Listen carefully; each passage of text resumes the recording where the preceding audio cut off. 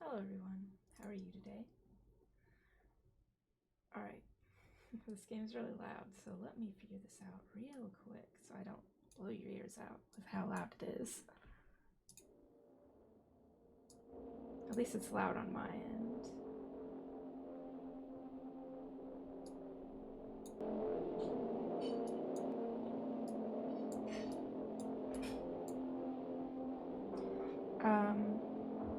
Let me know how that is. It's pretty loud over here, but I want y'all to be able to hear it. Otherwise, we're ready to go, and we're gonna check out We Know the Devil. We're drenched in sunscreen and bug spray and incense. We feel gross, look gross, smell gross. Oh, hold on, I need to switch all this around because you can definitely see activate windows. Let me put up the BRB screen really quick. Okay, let me... I want you over here.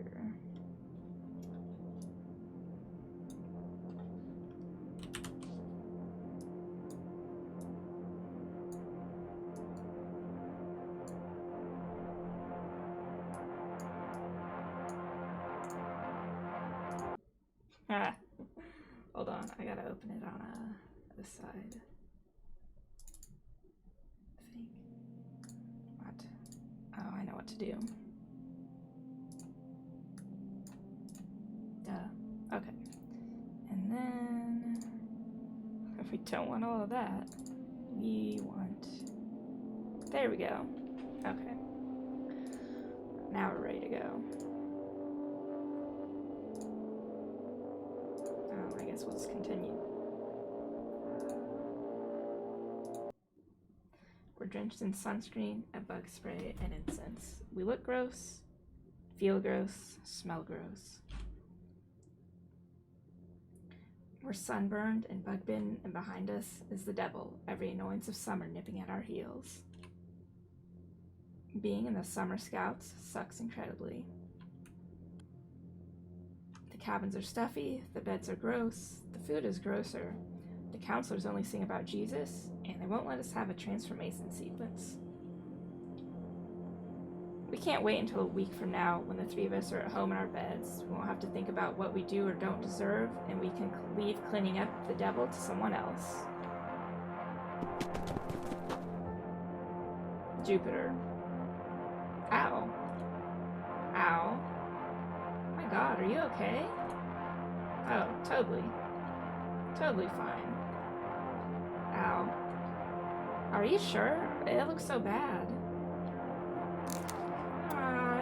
It's nothing. It's okay. It literally looks like it fucking killed you. I totally promise I am still alive. Okay. Don't fall asleep with a concussion. If you do, I'm calling 911. Dude, please, take me with you.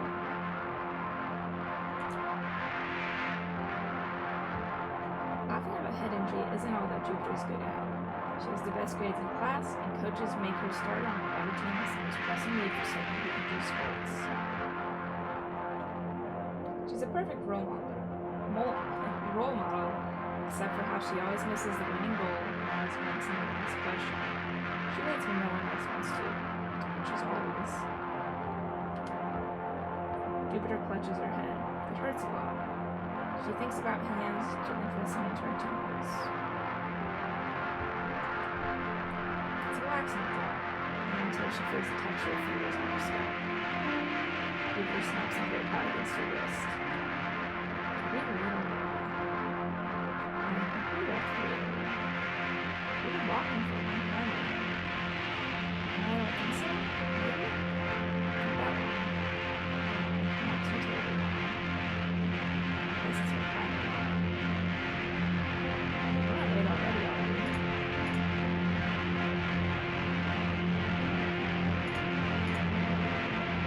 Absolutely. 606.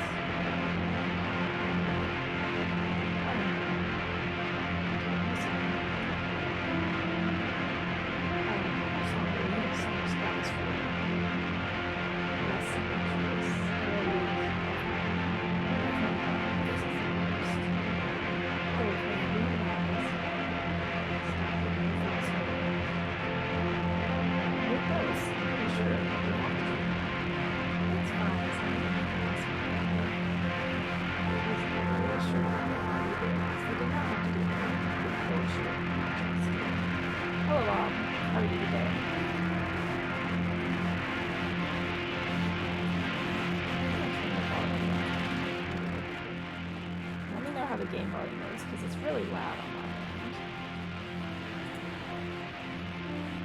I'm really sorry for my horrible life. The mic is really quiet.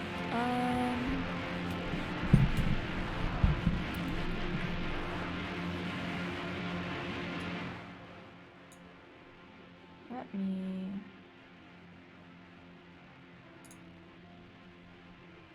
adjust things.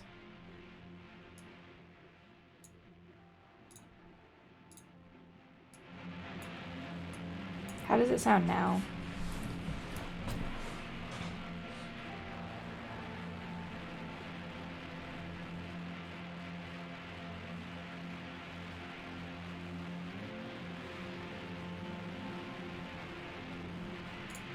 I turned the game down. Okay, that's better. Cool. Fuck you. What does this button do? Oh. Neptune didn't tell us because she was too busy talking with her friends, and doesn't care how much trouble we get into. Maybe she didn't want us to worry for as long as we didn't have to worry. Neptune is very kind, or possibly super mean and hates us. That's okay. She's really funny. Neptune looks in no way like she's supposed to be here, but that's why she's here, of course. For a moment, she's about to say something, but it catches in her throat and she coughs instead. Oh, over here. Where? See? That light. I don't see anything. It's right there. It's over here. And there's the bonfire. We're not too late, right?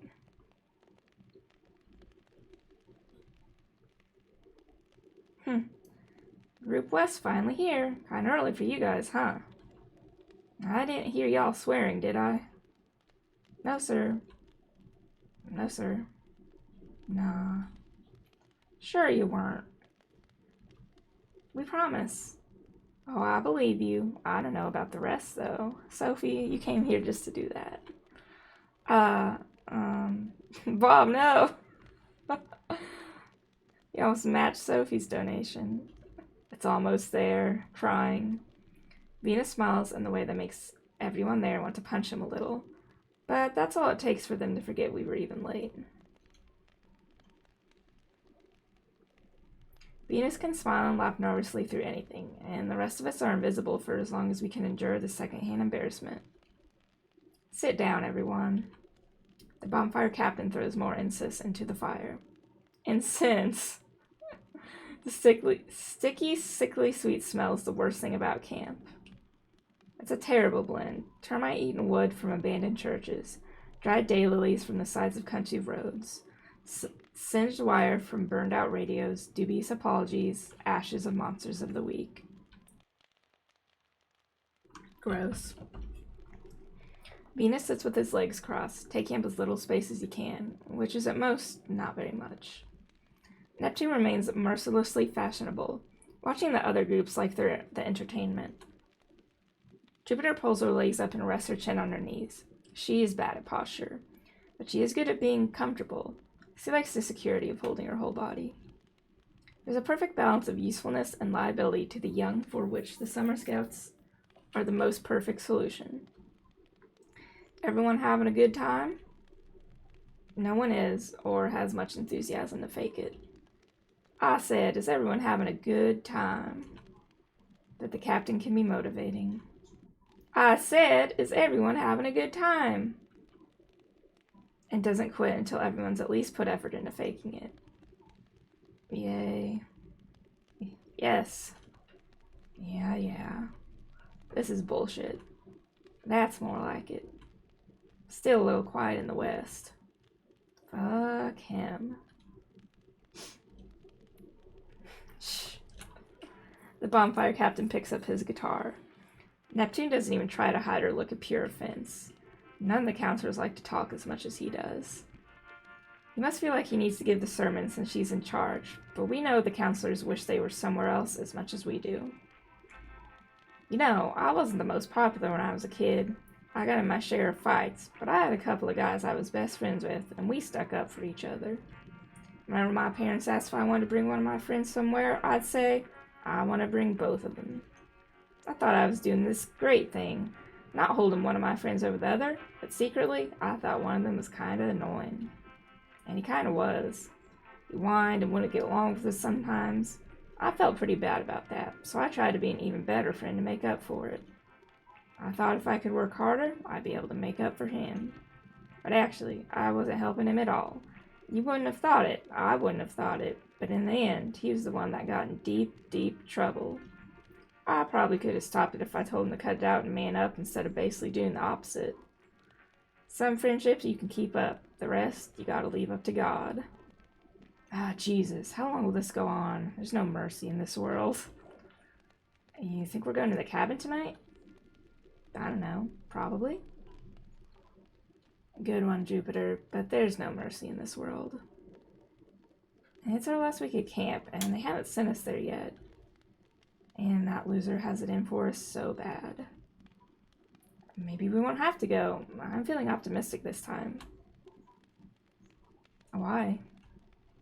Yeah, why? Because... No, seriously, why? Why would you ever think that? Hey there, Groot West. Feel like meeting the devil tonight? Damn it. Oh no. Told you. Don't worry, guys. I hear hardly anyone ever dies. What does meeting the devil mean? 7 p.m.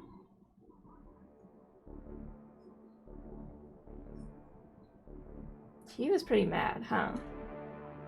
He's just an upset puppy. He'd have been less mad if he hadn't been texting the whole time he was yelling at us. The captain will live. I thought he was gonna knock it out of your hands for a minute. God, I wish he would've. Hey, Venus, you got it? Venus? Venus! What? Don't zone out. Do you want to die here? Sorry, I thought I saw something. This diode shattered. Can you pass me a new one? Jupiter climbs up the pole to pass a new crystal to Venus. Neptune keeps watch, but actually she's mad, because fixing the sirens is stupid and menial, and there's no reason they should have to do it. Neptune refuses to participate unless we're cutting corners. Here, Venus. Oh no. What? Oh, look who it is. Hey. Hey. Hey. Hey. Hey. Hey. Group South doesn't really look the same, but we can't remember their names or tell the difference between them. Which is super mean of us. No wonder they hate our guts. You guys got the lake sirens. We got the forest sirens. You guys got the lake sirens. You check your own sirens. You guys got the lake sirens. You should leave. The bonfire captain told us these one, guys. Yeah. Yeah, why are you lying to our faces? Do we look completely stupid? Yeah. That's what he said. Venus must have heard wrong. That's what he said. He said Venus would screw it up again. That's what he said. Venus sucks and should go home immediately. Group South does everything perfectly and is the fucking worst. The best kids in a camp for bad kids are absolutely certain to be the fucking worst.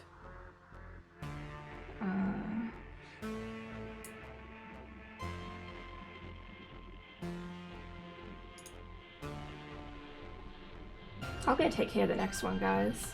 Catch up, okay? She goes, but Group South doesn't. They just watch. We can't focus on what we're doing or enjoy it while being watched by someone expecting something who won't say what and won't leave. Venus keeps getting distracted by the lights, and Neptune is keenly aware of the pit in her stomach. There's truly nothing ruder than denying us distraction. God. Seriously, what do you want? Nothing. Nothing, you're cool. You're cool. He's the one in trouble. Really? I must not be, since the captain's not here. Group South stares at Venus. Venus ignores them. They can stick around if they want, or we can pretend to fix the siren all night. Hey, Venus. You're taking a while. Need help? No. Captain said I could do it alone. Go away. It's distracting. Don't you have somewhere else to be? Isn't Captain gonna be mad if he sees you slacking off? Nah.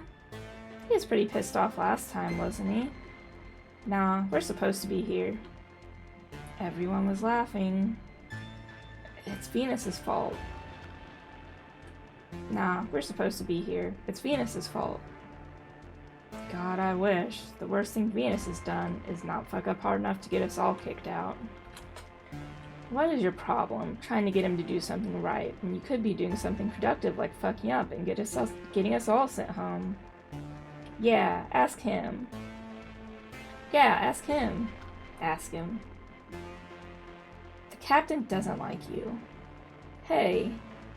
I don't know why he doesn't like you, but the more you try to get on his good side, the worse he'll make it for you. He doesn't need a reason. He hates it when people try to get on his good side. He hates it because it's like you're telling him what to do. Fuck it.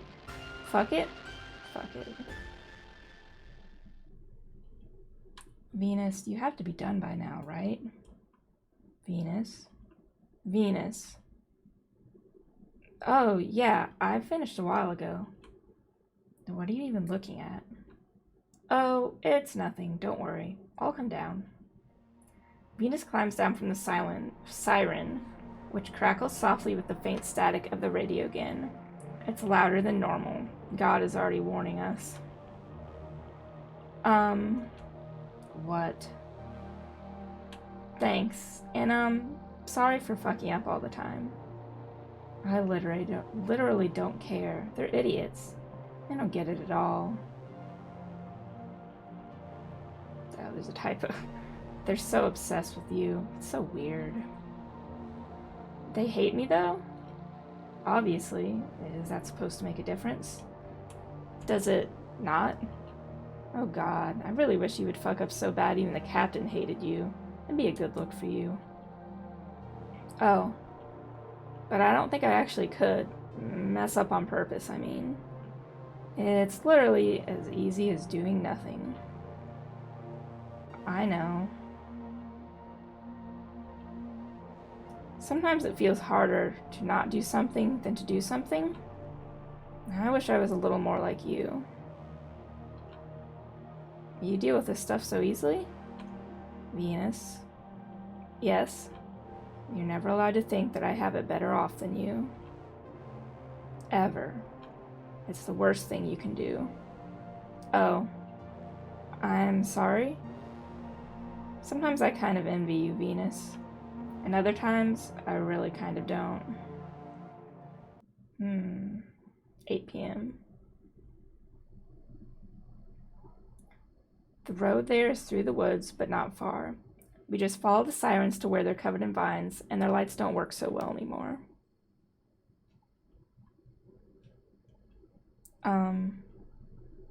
It's fine. It's fine. We still can't quite believe it's a house humans are supposed to spend a night in. It has electricity, unbelievably, and also illegally, because it could likely burn down and kill everyone. What is it? I'm trying to think of something positive to say, but, I can't. It's a work of art. I'm actually impressed. In all kinds of ways. Seriously, I'm in awe. No ordinary idiot built this cabin. An ordinary idiot would have given up long before this. It takes a truly extraordinary idiot to keep it something he has no idea how to do. I pray we never have to meet him. What? I was just thinking. It's like guaranteed the captain built it, right? If you tell a joke with a face that straight, someone impressionable like Venus is going to believe you and be terrified for the rest of their life. I'm totally serious. Can't you imagine how proud the captain would be of himself?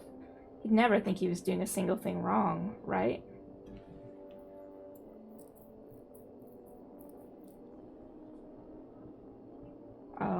Does it say that, Ohio? It's showing as the right thing for me. Let me double check. Also, hi. I hope your meeting goes well. Oh wait, your audio's off.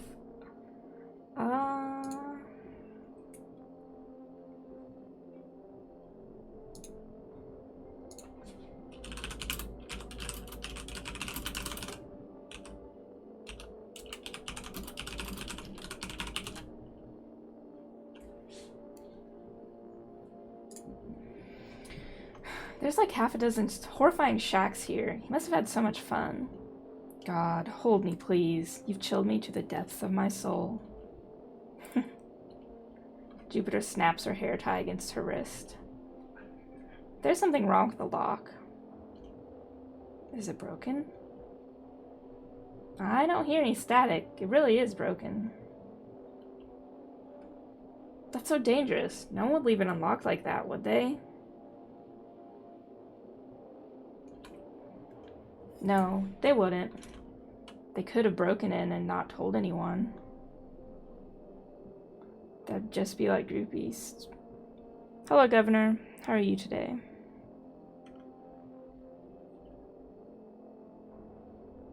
I think Group South was here last. Or them, or anyone. They're all jerks who'd rather let the next group take the fall than fix it. So what does it matter which one it was? The crystal and whisker look fine. It looks like someone tried to tape it together, but it must have come loose. It could have already been like this.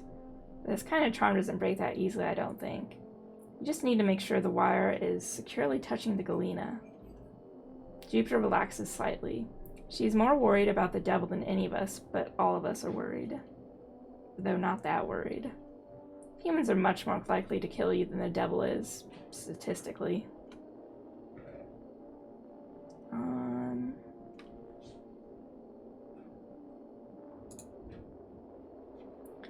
I guess I'll come. Venus, plug my phone in. Oh, cool. I mean, if you're that insistent, I don't want to look like a jerk by saying no. Huh, rad. Are you good, Venus? Yeah, I'll unpack. Holler if you need anything.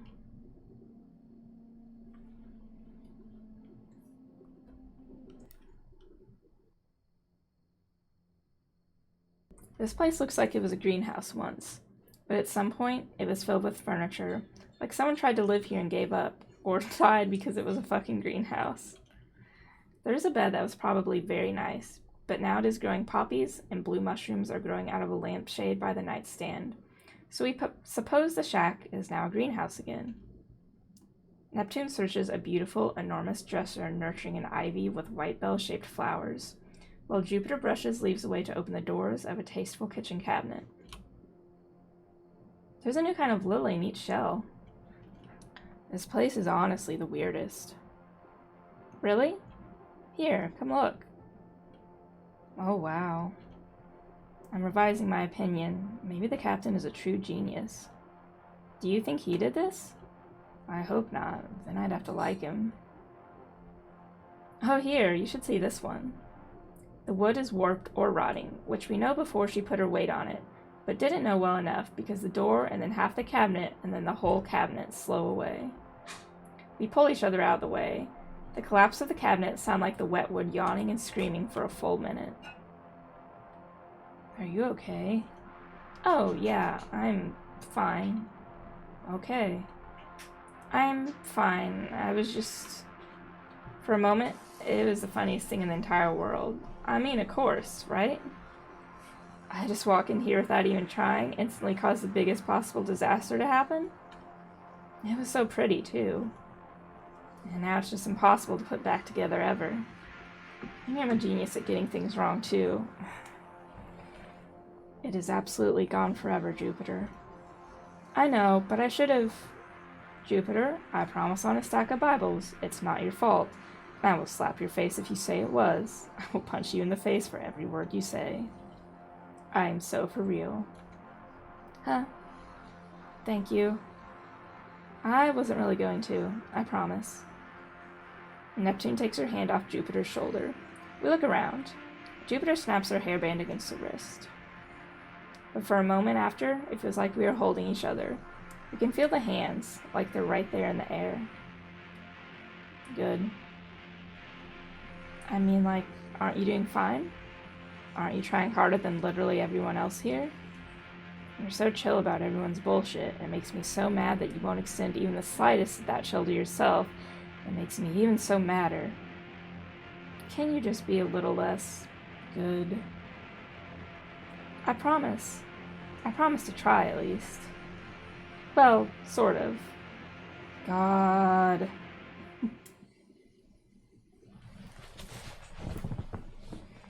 Pride emojis. Hold on, I got more. I will spam them in the chat. I added a couple with Better Twitch TV too, but I don't know if they show up if you don't have Better Twitch TV. Where is the Better Twitch TV button? There it is. Many emojis.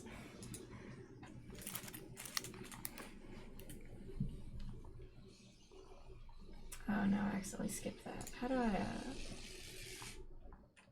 Okay. Jupiter is bad at waking up, and Venus is bad at falling asleep, and Neptune is fantastic at both on no one's schedule but her own. You were trying to get the Bybee one, but it never dropped. Aw, I'm sorry. I wanted a few more of them, but I did not end up getting all of them. I'm glad they added them, though. They're pretty cute. Jupiter's bad at... Okay, I already read that. One way or the other, sleeping sounds like too much work, so we're not going to do it. If we had one more, we could play euchre. Is there anything fun to play with 3 people? No. There's lots of things. Maybe? Let's not, though.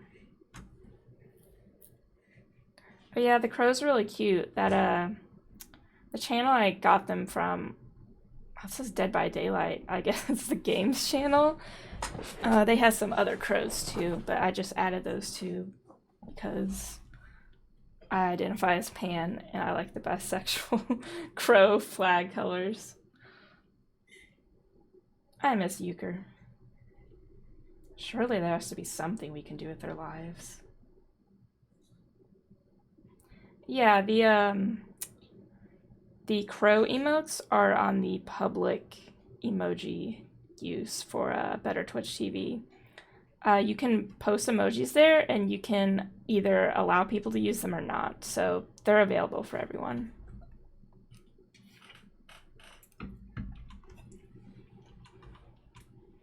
I'm very upset at you both. What are the things normal kids are supposed to do in this sort of situation? Like, truth or dare or something?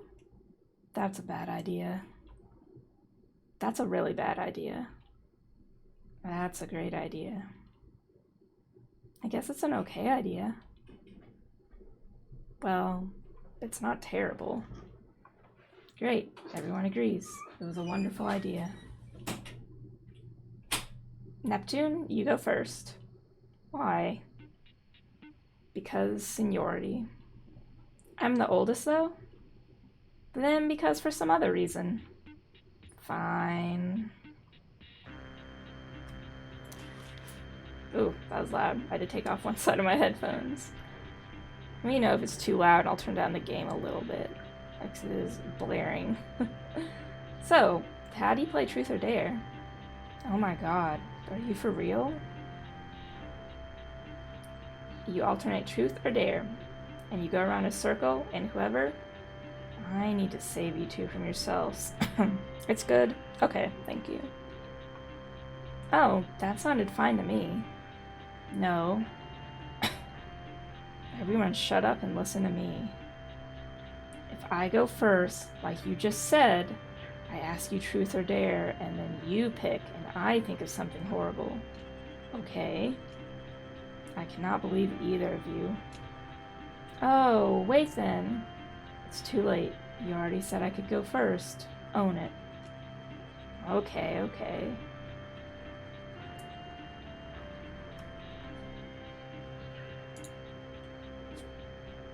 Fine, you then. Me? Dare. Seriously? Yeah, is that okay? Your entire camp existence is defined by someone making you do something awful, and you want to pick Dare? But you won't, right? Venus. That is the most dangerous thing you've ever said, and explains everything about why terrible stuff happens to you all of the time. Oh.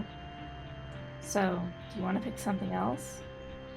But truth is way worse? Truth is just embarrassing, but with a dare you could get hurt, right?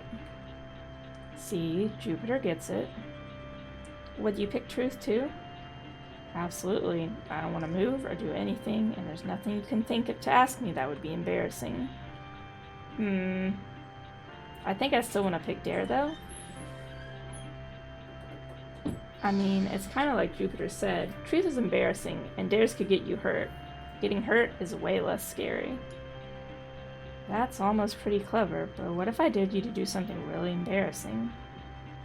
Well, I would make you wear a skirt, run around the lake, or call Group South the worst thing you could think of. These are so boring and obvious, too. Think if I had some imagination, Venus. It can get so much worse.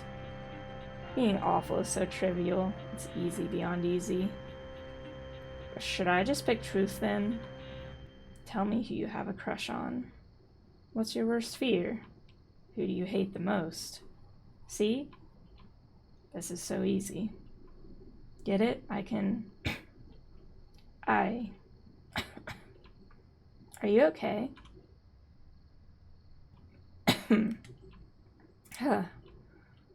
It doesn't matter which I pick. You're still at their mercy. It's a bad game. I'm sorry. I don't know what to... You can't just apologize. Wait, I got it. I dare you not to say sorry for the rest of the night. Oh my god. I can do that. Can he, though? No, it's perfect. It'll fix something annoying, and this will make everyone's life easier, and all of us win.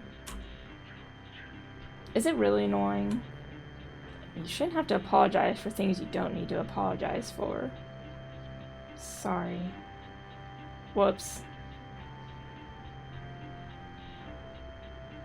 Venus reminds you a bit of Emma from Promised Neverland physically. I've never seen that, but I feel like I've heard of it. So what happens now? Nothing, because the game is stupid and sucks, and forget it. Sorry. That was on purpose? Jokes? Ha, seriously though, do stop. 10 p.m. It always seems like the sun will never set until we look up and find it already has. The sirens buzz a little louder now. They always buzz louder at night. The devil is weak and humans are strong, and that is the way it has always been. Even a kid can kill the devil. All she has to do is try. I'm bored. We should make the rounds, maybe. We should do something else. We should make the rounds. Or we could do something else. Come on, we have to. Might mean nothing, but if we don't check, we'll get in trouble. Or die, you know. Jupiter pulls herself up by her radio. It's long and thin and delicate, but then there's that awful weight at the end. Let's all go. Bring your radios. And leave everything else? Yeah, why not? It's not like anyone's gonna steal it. Oh, what if he comes by while we're gone? That's true. Ugh, who cares? The captain. A lot, probably. Ugh. I know. But it's not good for one of us to be alone. That's why there shouldn't be 3 of us in the first place. This is such a joke. It makes sense for 2 people to go out and 1 stay here. Ugh, yeah, fine. Yeah, we should do something else, actually. Truth or dare again? Oh, come on. After all that, you already convinced me. The sirens are louder tonight. I can definitely hear something. No, forget it. I don't want to. Let's just not. He's never gonna know. And tonight's just gonna turn out to be another night where nothing happens, right? Those are, bad words to say in a game. Oh, stream elements? I haven't even been streaming for an hour. You're off. You're off on your timer there, my friend. My robot friend. Yeah, exactly, Governor. I don't want to. Let's just stay here. That's what I was saying. What if the captain comes and checks on us? Nah, he's going home with his girlfriend or whatever she is tonight. Irresponsible. Gross. Whatever. It's so him. He's not gonna bother us, and even if he did, we could say we're totally just about to, or we already did, and how's he gonna know? Cool. Good. Jupiter sits down and gently leans her radio against the wall. It's an easy and correct choice to make. It would have been nice to go together, but we can't. We should do the irresponsible thing and stay in the sleeping bags and piles of clothes until we're happy. Ah, here come the sirens. No, ow, they're so loud. God, why won't he shut up? But God has spoken on that unmistakable frequency. Two of us have to go. One has to stay.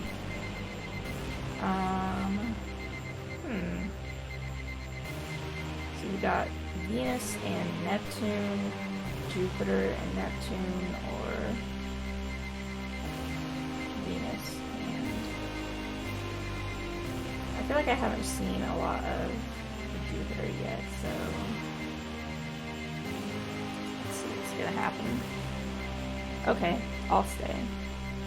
Are you sure? Yeah, really sure? Staying in one place is pretty hard, but I think I'll manage. What? Oh wait, that's a joke. Well, now I feel a little bit less confident, but I know we can't light candles or burn incense without the house catching fire, but I can wrap my radio around the door, and there's no other way in. Okay, if you're sure. Then let's go. I'm not gonna catch the devil anyway, so let's get it over with. We leave Venus wrapping his radio around the doorknob.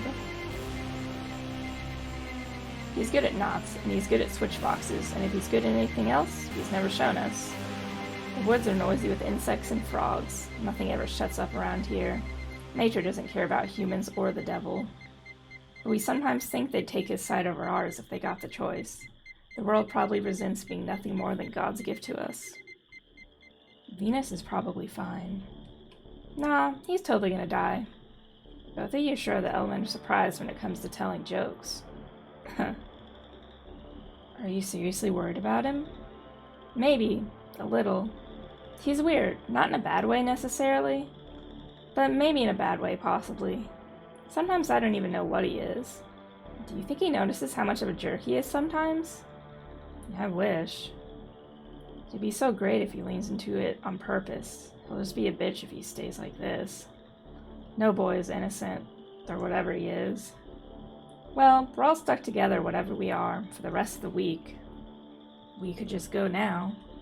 We could run away right now and never come back, and never have to know what happened here. The highway isn't even a mile away.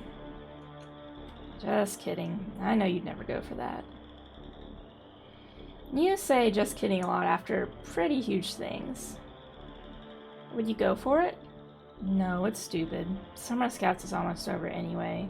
Some things you just bear with, and then it's over. That really is thoughtful. You don't bear anything quietly, though.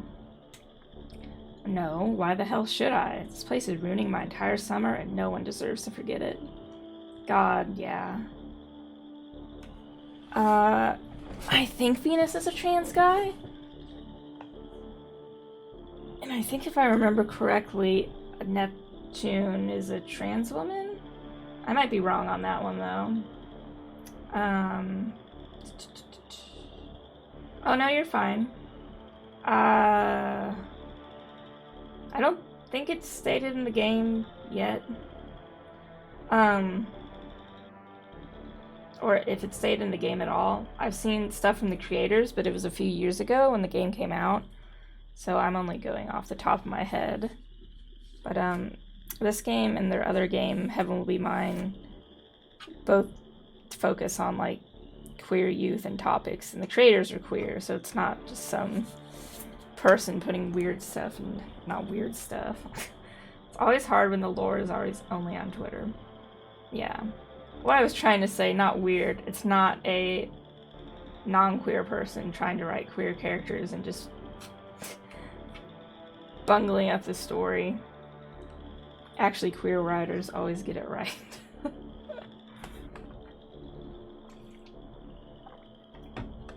This place really is the worst. I'm glad you don't give me a chance to say yes to any of your bad ideas. Are you okay? My eyes feel so weird. My skin feels weird. I hate these bugs and this everything. Nothing could be grosser. Thanks. I'm fine. Neptune, we... Ah, never mind. Yeah, let's go back. 11 p.m. You can barely hear the sirens anymore, guys. It's fine. Still, you are making me crazy. I'm still a little worried. It's always like this. The devil always shows up when you least expect it. You two are unbearable. All we literally have to do is chill. You can do that, right?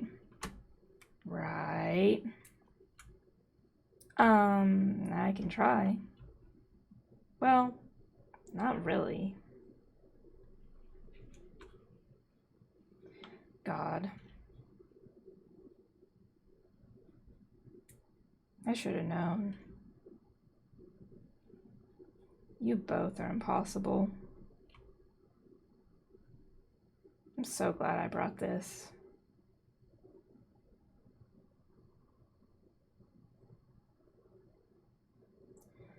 I looked up try not to look up spoilers, but looking up the game.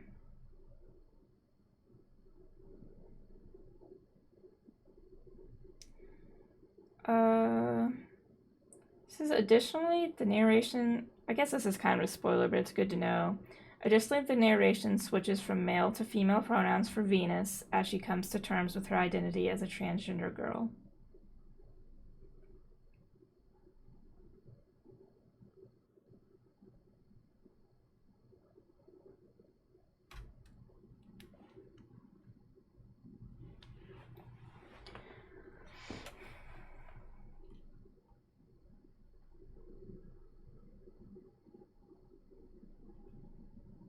Yeah, I don't know if the characters know yet, or they were just being shitty by saying or whatever they are. Oh my god. The bottle is half drunk and sticky and smells of paint thinner, sugar, and artificial flavoring. And that is exactly what it is, along with some additives that will shave years off our lives.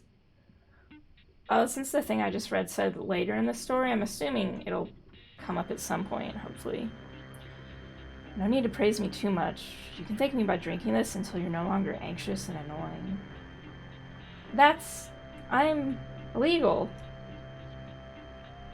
That is fine, because either way, I'm gonna drink it until I don't care how anxious and annoying either of you are. Oh, I'm only, I just started today, so I'm about, based on my stream timer, 45-ish minutes in, so not very far at all.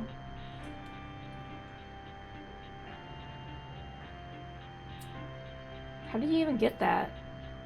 I traded this fine bottle of pernicious rouge for 20 bucks and my 3 ugliest shades of nail polish. Aren't I generous? I haven't even had alcohol before. Oh god, it hurts just to smell. Are you sure this is something people can drink? Impossible, the both of you. I swear to God. Sorry, it's not an Italian red, my darling princesses. I also don't have any martini glasses or umbrellas either. But I promise you, adults are lying assholes about alcohol, and this shit is sanely awful. What you should be saying is, Neptune, thank you so much for getting some of the chaser already in it. You perfect darling.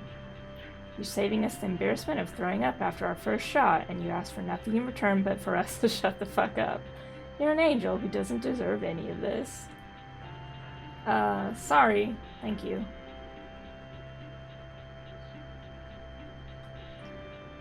Neptune, thank you so much for... Don't get smart with me. I'm only into mixed drinks and one specific wine. Yeah, I'm not a huge fan of alcohol. I do like red wine usually, and there's this like red, white, and berry. It's not the vodka, it's just beer, I guess? I don't know.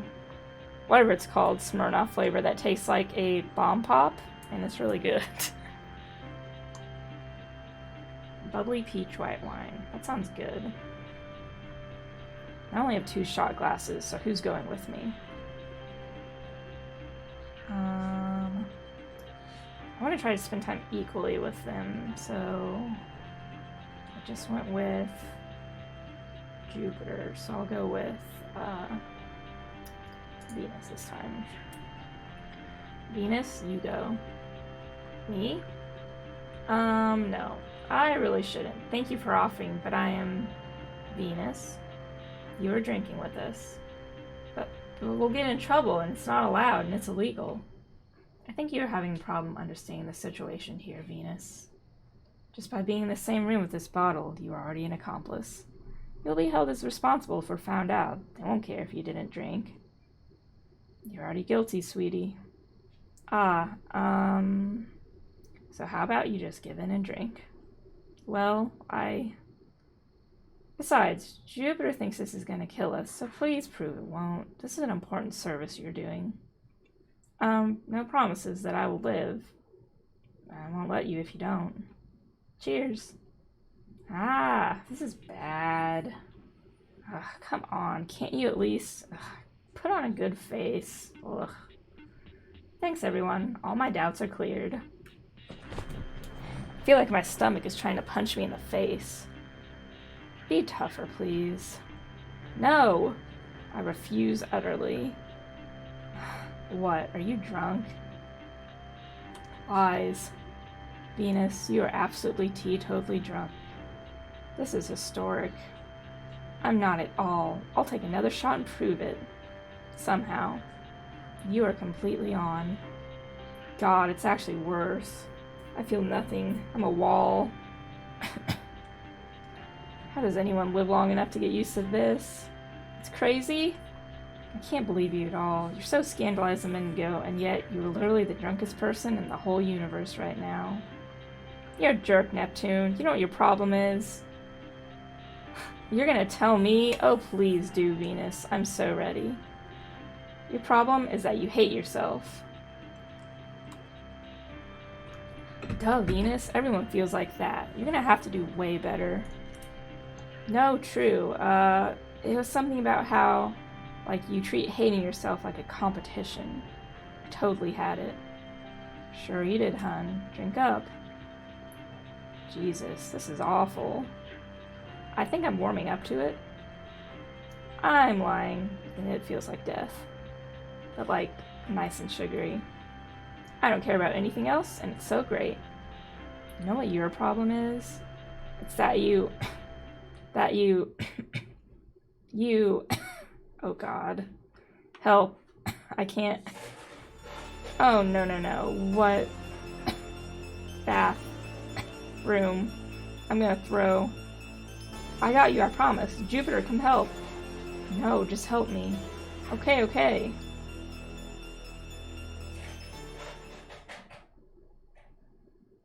This is so awful. Help me. Why won't it stop? It'll be okay. I don't think we drank that much. It's not the... God. Oh no. Go away, Venus. Go away. No, you have to... Oh, Neptune. What? I said, go away. Neptune, what's going on? I said it's fine.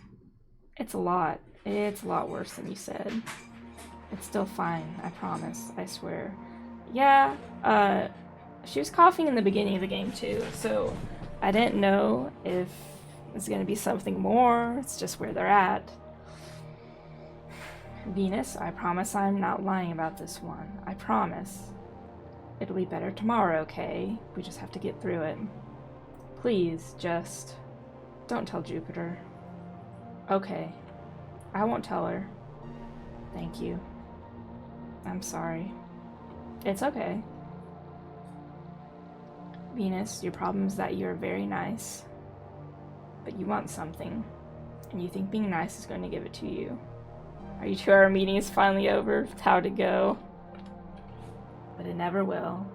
And until you figure out it is what you want, every kindness of yours will be full of that want. Like mine is. Your problem, Neptune, is you think being mean is more honest. But you're just as bad as Jupiter. And me.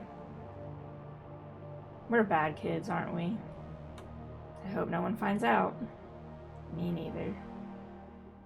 It screams how the meeting went, or screams because you had to do a 2-hour meeting. You sure you're okay, Neptune? Oh, I'm sorry.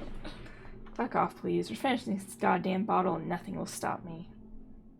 Am I drunk? Am I still drunk? This is hard. I don't get it. How are you supposed to tell? This bottle is almost empty, and you 2 are babies, and that is 100% objective measurement. We are that thing. Drunk. Excellent work. 10 points to Hufflepuff. Wait, stop immediately and say that again. I mean, Venus is drunk and also hearing things. I totally wanted Hufflepuff, but the quiz put me in Slytherin. Are you serious? Same. My god, really? But wait, I see it. You're just like, what's her name? You know, Nymphomania something? The one with the cool hair and intense expressive and the kind of gay? Exactly. Wait. It was Nymphadora. Oh my god, she hates that. She goes by her last name. How the hell are you still sober enough to be able to pronounce and remember it? I'm not drunk. Huh. Venus, come here. Okay. I don't know. Do it.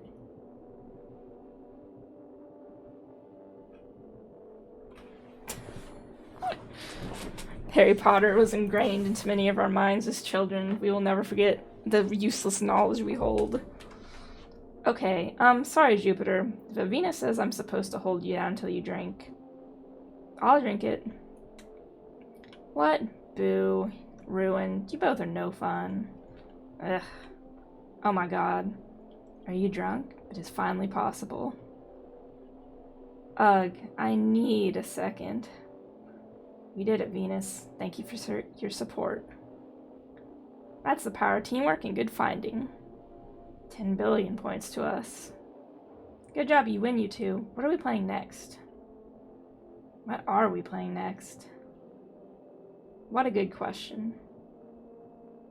We already did Truth or Dare, I guess. Bet there's probably something more awful and worse, right? Oh, like 7 Minutes in Heaven? Oh my god, perfect. That is the worst, dumbest idea. Yes. No, wait, that's not... I will win. You can't win it, though. God, let's... Bravery is for that other house. I declare it my turn. I was gonna try to keep it even, so... Oh, I need these two to spend time together.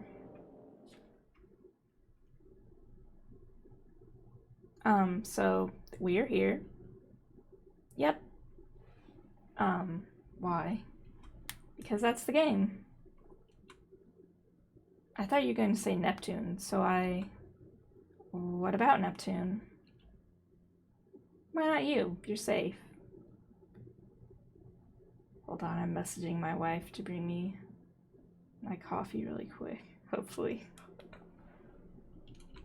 You're like a puppy. And you're harmless. Did you lose your nerve? Except when you talk. Sorry, I just thought...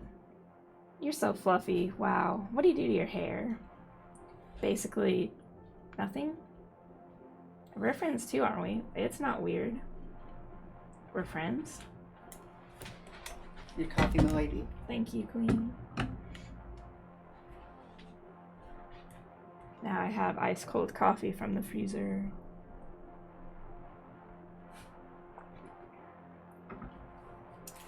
I didn't wake up until 2:30, so I'm pretty... I woke up around... I don't know what time I woke up. I'm just tired. 2:30 probably. I went to bed way too late because I drank a coffee way too late. See what I mean about except when you talk? Oh, sorry. People call any group of kids friends, even when they were just forced to spend time with each other and actually kind of hate each other, though. Jesus, Venus. I don't know what to do with you. I know. That's why I play dumb most of the time. Like around you and Neptune, but I don't want to get in the way. If you were that worried about me and Neptune, that's actually a pretty cool friend thing to do. Does that make you my wingman? I'm kidding. This is all jokes. You sure are not like other boys. Ha, thank you. It would be a lot easier if I was, though. Thank you? Aha, I finally found a compliment you like. I envy boys a little sometimes, too. Isn't that the good thing about them? That they're easier? A more straightforward sort of evil. Boys hate you to your face, at least. At least you know how they feel about you. People say that a lot. Is it true? Maybe this sounds weird, but actually, I don't think the boys are any different. I spend a lot of time with boys, you know, and they're mad to your face, sure, but they're always mad about something else too, you know? I don't know how to describe it. They hide what they're mad about by getting mad about something else. Your work laptop battery is attempting to explode. Oh no! Run.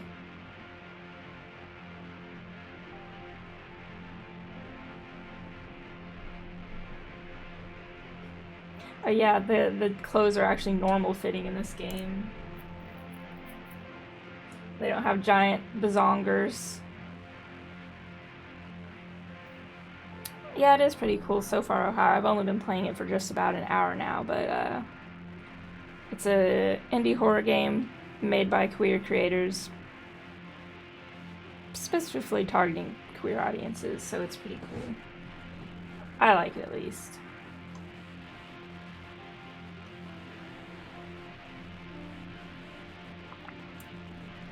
You'd think your work laptop wouldn't explode given where you work for, but I guess they don't care.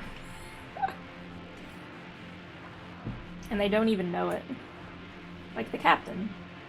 What's the captain really mad about, you think? I don't know.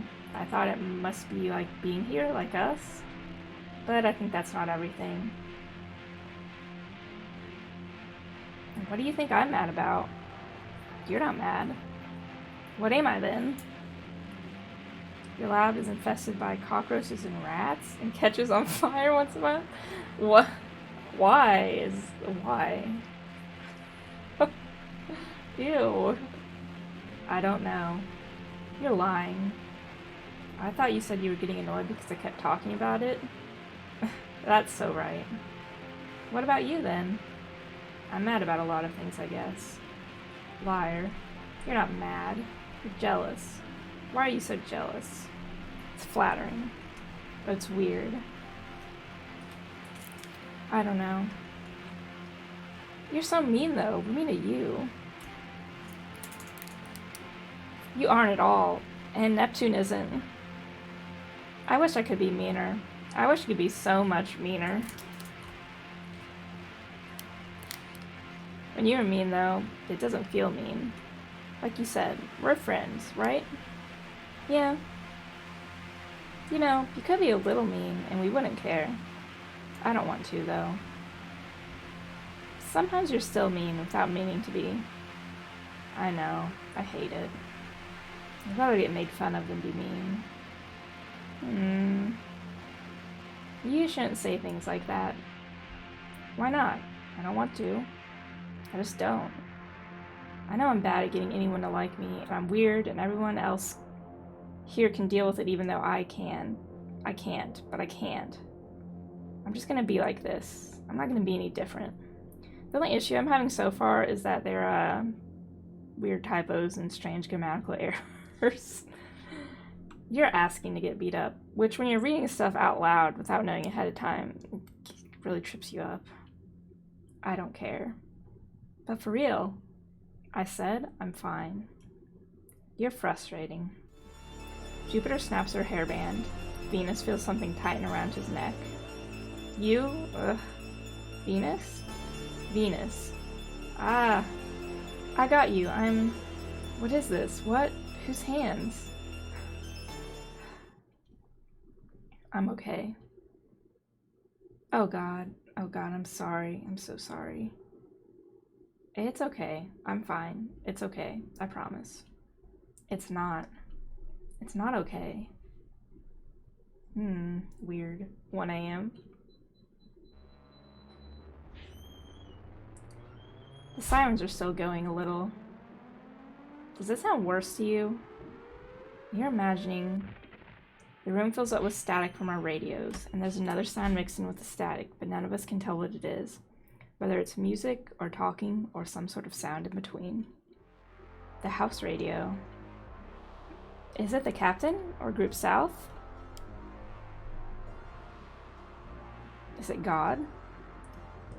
Stock photo. Your only nitpick is the stock photo backgrounds. It's a low budget game, so I can grab it. Yeah, it's a little jarring. I do like the art itself, but against the backgrounds. To be fair though, like you said, it's a low budget game and backgrounds are notoriously difficult to draw. Of course you can use them as reference and draw over them, but it's still a really long process, and artists are expensive, deservedly so.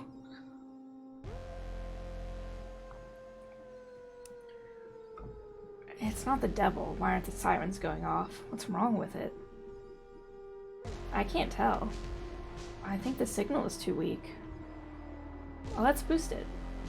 Venus wraps his radio around the house radio, and Neptune plunges hers into the wood. Jupiter lights the coil of incense nestled in the middle of her speaker. It turns red for a moment. I don't think anyone's signaling. West Group West. This is what Group West. Who's calling me? Even the devil can use the radio, you know. The devil could do whatever if you worry about every little thing. That's just another way he can get to you. Don't you read, Lewis? We're the only ones out here. There's no one else to come after. I don't hear anyone. What should we do? We could ask God? Ugh. That sounds kinda... No, I promise, it's easy. We just need some extra wire.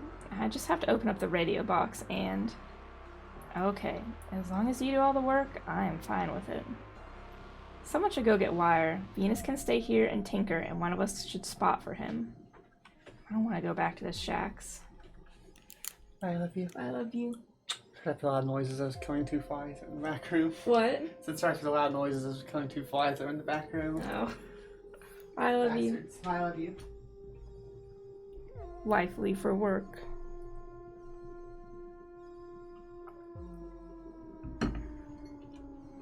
Rock, paper, scissors? Sure. So we just spent time with...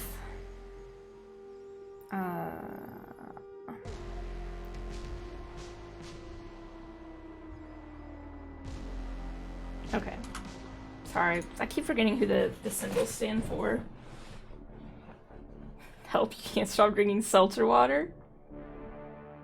As long as you're having a good time with the seltzer water, you do you.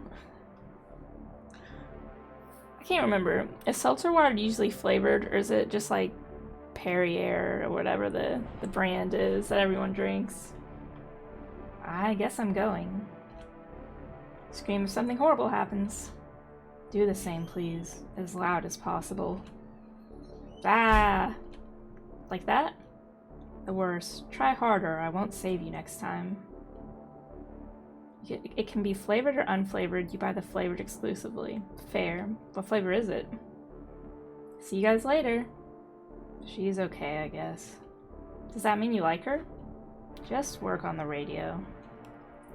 Oh, is that a no? Are you trolling me on literal purpose? A little. Oh, that face is cute. This one is blueberry pomegranate. It's pretty good. Your favorite is watermelon flavored. Both those sound like they could be good. There's one that, I can't remember what brand it is, but it's a flavored seltzer water, and it tastes strikingly similar to 7-Up. I know it's lemon flavored. I think it might just be the Walmart Great Value. They also have a black cherry Great Value fuzzy water that's really good. Wow, Venus, I'm almost impressed. You are deep down kind of a little shit. I didn't mean it in a mean way. I wasn't teasing. That's so much worse, Venus. I guess I just don't get it. I don't like being mean. I don't want to be mean, so I try really hard not to be mean. I don't get any of the just kidding, because it's not just kidding. It's just mean. Does it really not bother you when everyone is mean to you? No. I couldn't care less. They're all just simply bad at it. What are they going to make fun of me for? I dare you to answer that question. No, I wasn't going to say anything. Seriously, you totally can, though. I'm an evil bad slut, right? I'm a bitch and a flirt. I'm a bitch because I let people know when they walk over me. I'm a flirt because boys keep talking to me. And this is somehow my problem because they can't get over themselves and leave me alone? How is that fair? Why should I get hurt by that? It makes me so mad. Why would I be anything but mad about all this stupid, obnoxious bullshit? Oh. Get it? Yeah, I think so. I feel like I shouldn't get mad, though. Like, you're supposed to turn the other cheek. Ever think of people who love to say that just love slapping people? Yeah. But you don't have to be like that, you know? You're the only boy here I can stand. So I guess keep doing whatever it is that lets you stay that way. Thanks. You too.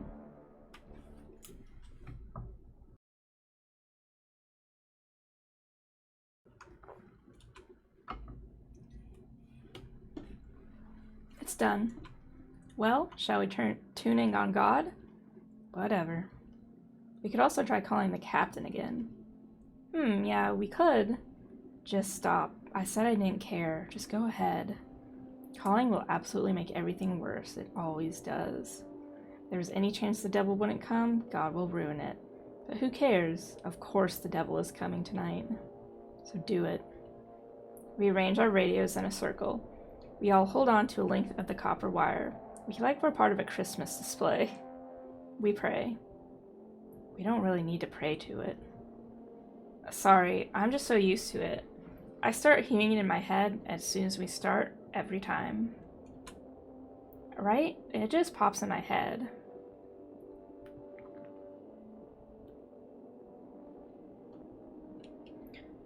Same. It's fine. I'm just saying. We hold hands. We're looking for the signal. We can tell the difference between God and the devil. Finding God is pretty easy. He's 109.8 FM. The devil is never on the same frequency, but sometimes you hear a bit of him by accident when you're changing channels. By the time we find God, he's already talking. He never says for those just listening. He expects attentiveness. A hand held against the world. To be touched and to touch. Touch is a language unto itself, and it too is a language of power. Thus unto Jupiter, which is also the language of gravity, according. God sounds like every boy you're afraid of talking at once. The fist which can give takes two, and gives by taking, or takes by giving. Just as a word is honest or dishonest, not by how it is spoken, but by he who speaks it, so the honesty of touch. What a waste of time. Shh, let's listen. Whatever. Each of you shall choose. It is certain that the devil is coming. Oh no. It is certain. I told you. It is absolutely certain the devil is already here. Parables 1:1. The devil is only the shadow of man cast from the light of God. The meaning of this parable is that there is no devil. The weather is scheduled for 100 with humidity tomorrow. And now for the news. Jupiter shuts off the radio. I don't want to do this. We should have called the captain. What would he have done even? Something else? It's okay. It's not the end of the world. It's not like being the devil means you're going to die. The devil just happens. Don't pity me. It'll be the end of something. It's me. Don't pity me. 3 a.m. We know the devil.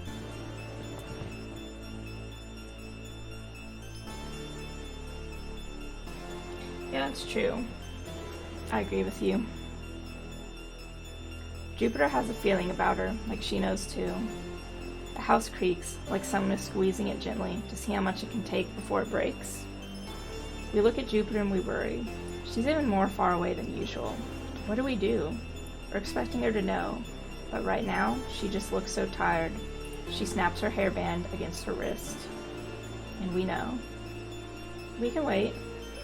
Can we? Sure we can. We can keep waiting. Dawn is 3 hours away, right? It'll be here before we know it. We don't need to know who the devil is. It's just a phase. Right? Come on, you're supposed to agree. It's a good idea. And make fun of me and then go along with it. Please. We know. It's obvious. I know you know. I didn't think you were dumb, I just was hoping. We can feel it. It's like a moth flapping its wings, but I can feel fingers on my face and my arms and everywhere. Gross. I'm gross. I feel so distant. When did it happen? Feels like just a few hours ago, everything was fine. This always happens. I always do this every time.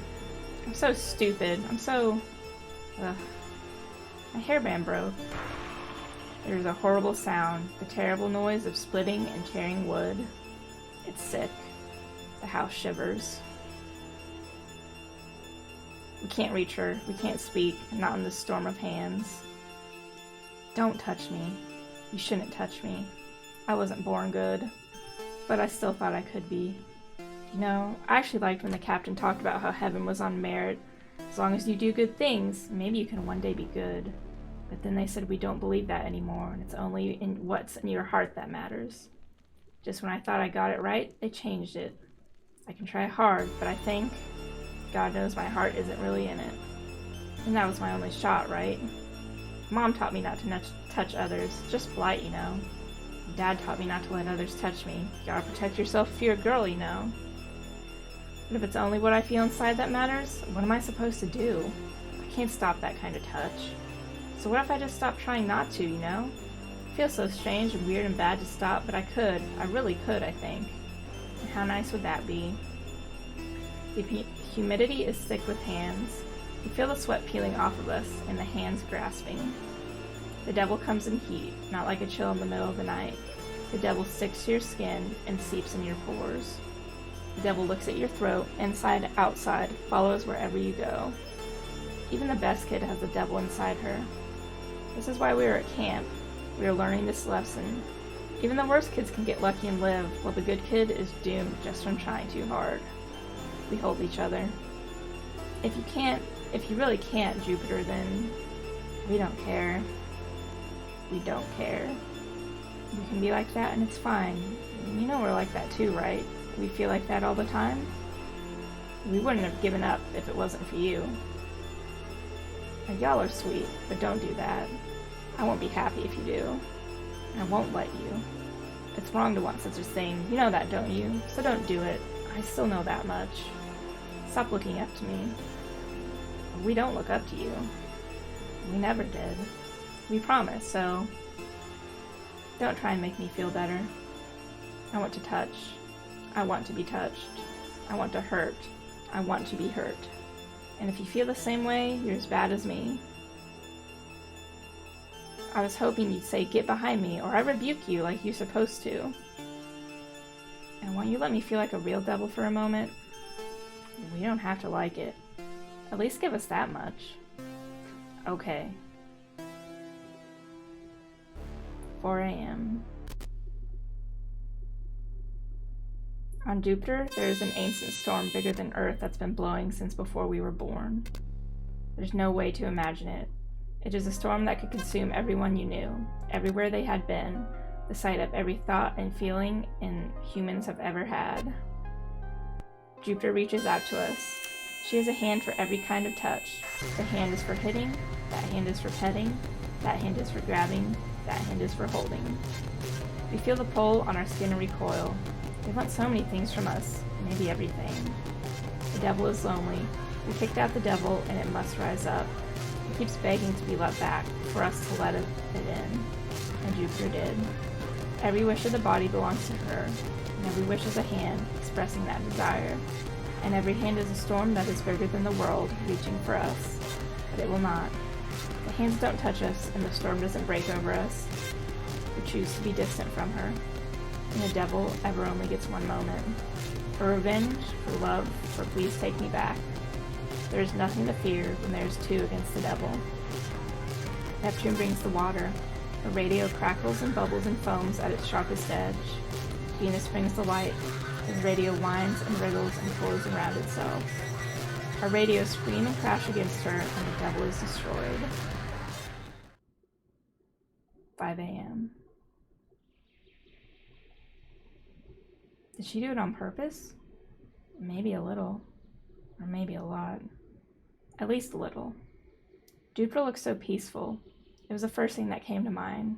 We both thought it would be us, so it still feels strange to be looking at her like this. Not in a bad way.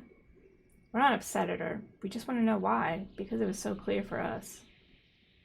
Back when we were walking to the campfire, I thought it would be me. I was so sure. I guess I'm wrong sometimes. For me, it was. I think when we were putting up the lights, I already saw it in the corner of my eye. And then when Group South came, I felt so, well, you know. Yeah, I know.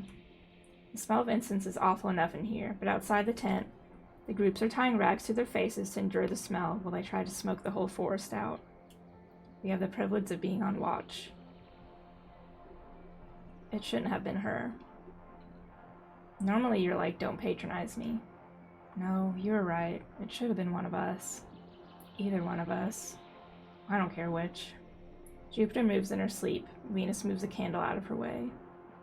You're very attentive. Thanks. I keep thinking. Don't worry about it. What are we gonna do? Fight over which of us hates ourselves more? What's the point? Neither of us can beat her. We hold hands. Or, it turned out, we already were.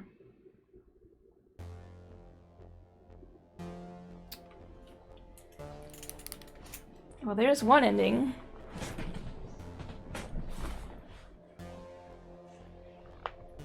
That was a lot shorter than I thought it was going to be. I liked it, though.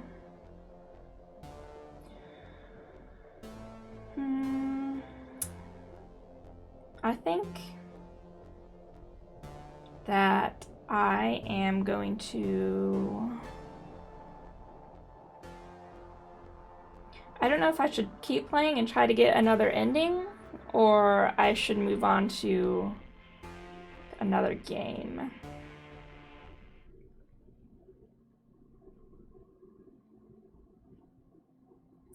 Because the problem is, I don't remember which choices I made.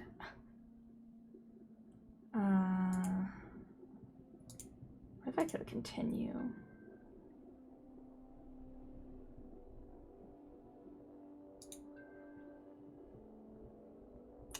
I think I actually might play some 2064 read-only memories.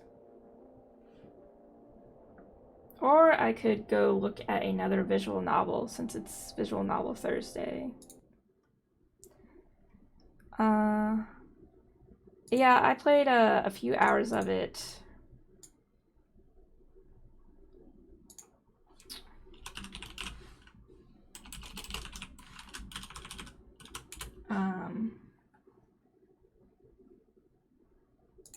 The other day. Sorry, I was trying to think and talk at the same time. Let's see. I do have another game called The Heaven Will Be Mine. Oh, Love Shore. Do you have Later Alligator? Does that count? I don't think I do.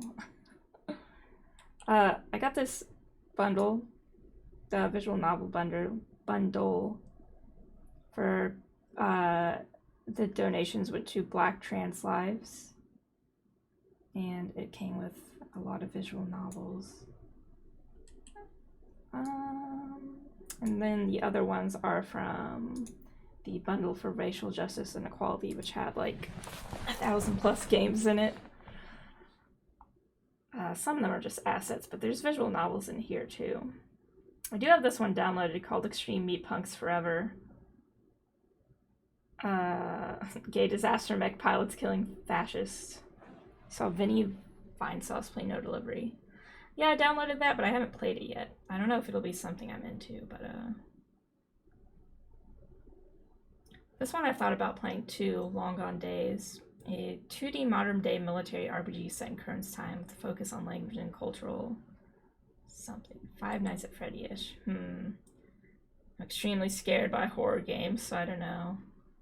That would be good. Let me... Yeah, I'm 18 or older. Features first chapter. Oh, excuse me. I don't know if this game is finished. It looks nice though.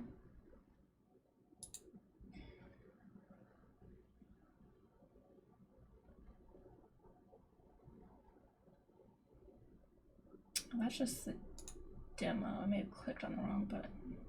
You own this visual novel.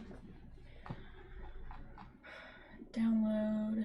Okay, this is just a demo, it looks like. Oh, that's cool. I don't know if it came in the bundle.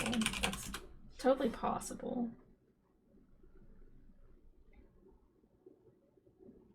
I think I'd have to search. Let me see.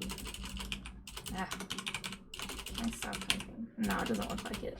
I'll put it on my list though. Okay, so this is just a demo. This one is queer narrative driven supernatural visual novel. 10 chapters totaling 490,000+ words. 80 hours.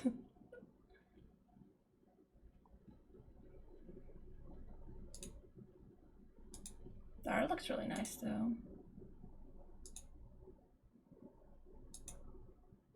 You know what, let's download this one. It is Visual Novel Thursday. I was already gonna play Read Only Memories on Sunday, so I'll save that. Mini stories. Let's just download this. Very riveting gameplay. Okay, let me switch things around. Display capture, you go off for a second.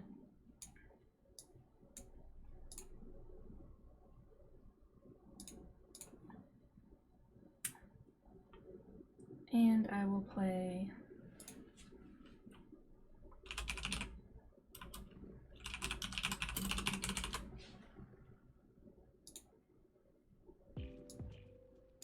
some music while we wait for this download. What is this one called? Hold on, let me pull it back up. This one is called When the Night Comes.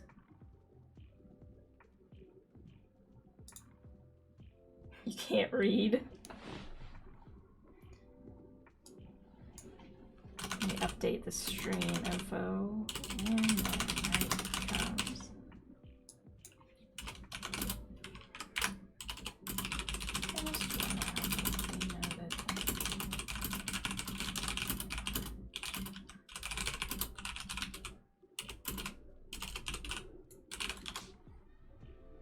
I hope this is on Twitch. When the night. Okay, it is. Sometimes games aren't on here. This one is tagged as horror too. Don't know if it's a horror game, but I'm gonna find out. And then, while this is downloading, where'd you go? Show in folder, please. Okay, let's unzip this. And let me tweet on Twitter that I have decided to change games since we finished the first one. Night is coming, spooky.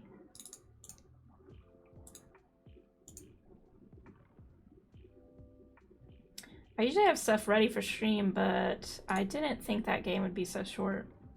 I mean, there are multiple endings, but even on completionists, I looked at how long to beat. This is not always right, but it's nice to have, and it wasn't very long.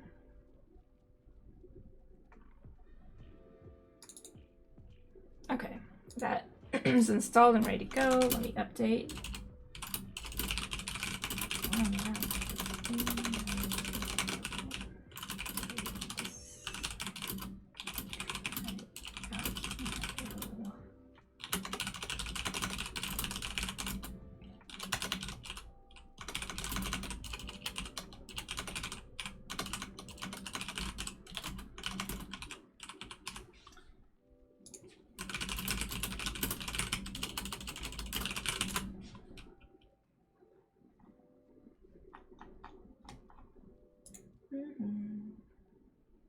I guess it did say supernatural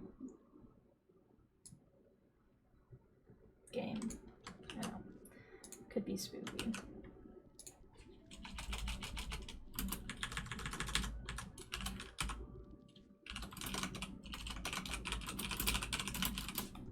Okay, one last thing, and then I'll be ready to open this game up.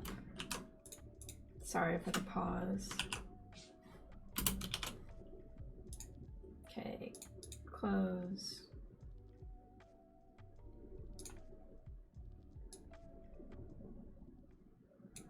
Okay, now goodbye, display capture, monitor 1. Let's open this bad boy up.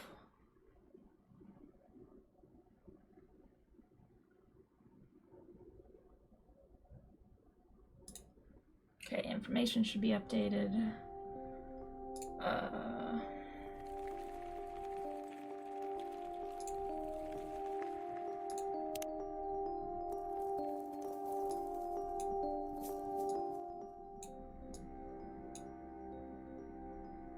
don't know what rollback side means.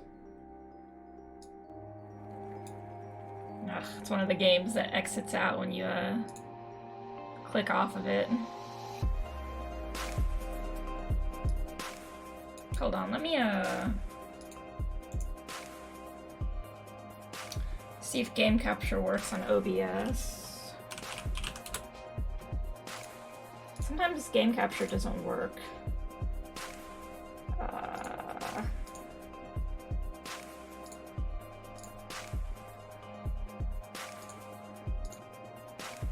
Okay, nope, it's not working.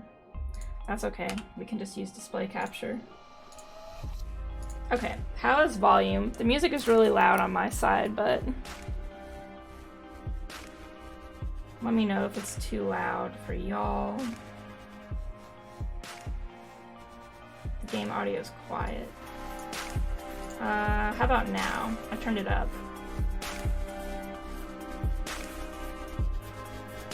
There's a bit more space to turn it up. Yeah, that's what I thought. It's louder now, but not overpowering. Is it good mixed with my voice? Yeah, okay. Yeah, I like the art too. That's what I thought when I was looking at it. I was like, ah, the Arcana. All these people are already cute. How will I choose? Okay, let me move my mic a little bit, because now I don't have to look at the left side of the screen. Oops. I already know they made this game using Ren'Py. I can tell by now.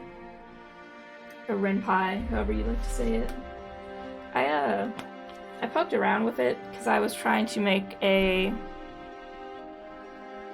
short with Squadra theme at the end. But Dumb, and I didn't want to take the time to figure out how to use the language. But lots of visual novels use Rinpai. Whatever it is. I just kept calling it Rinpi better. Ew. Daenerys. The Night Comes is rated 18 for violence, dark humor, foul language, sexually suggestive scenes, and other mildly disturbing content such as mind reading, No! I didn't get the rest of it. Come back! I was trying to read it. No.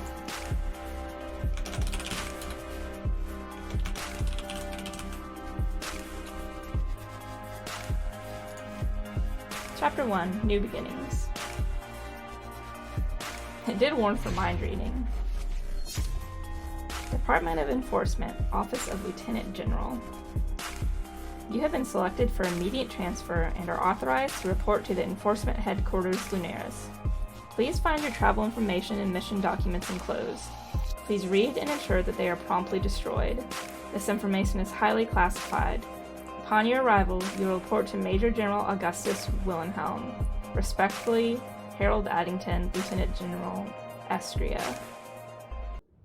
I arrived in Lunaris at dusk. I've been traveling for days, and my feet are sore, my eyes tired, and all I can think about is how much I need a damn good night's sleep. I'm a hunter, and I've been called here by the Lieutenant General of Estria to lead an investigation. The matter apparently urgent. There have been a series of particularly violent murders here lately, and they can't seem to put their finger on who or what the culprit is.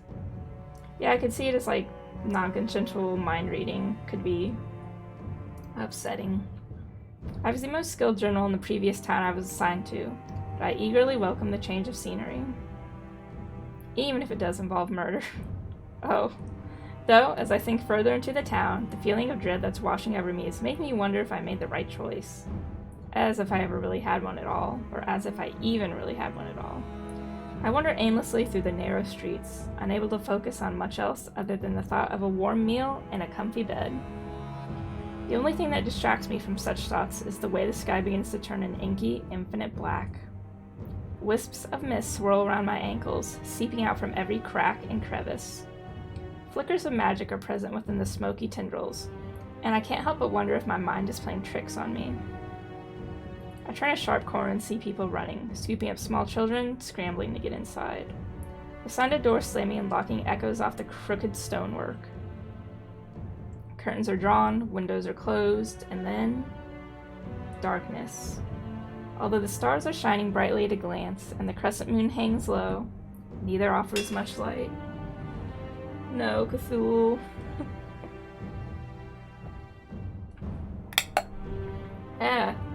The bottom of my cup holder got stuck in my coffee and it scared me.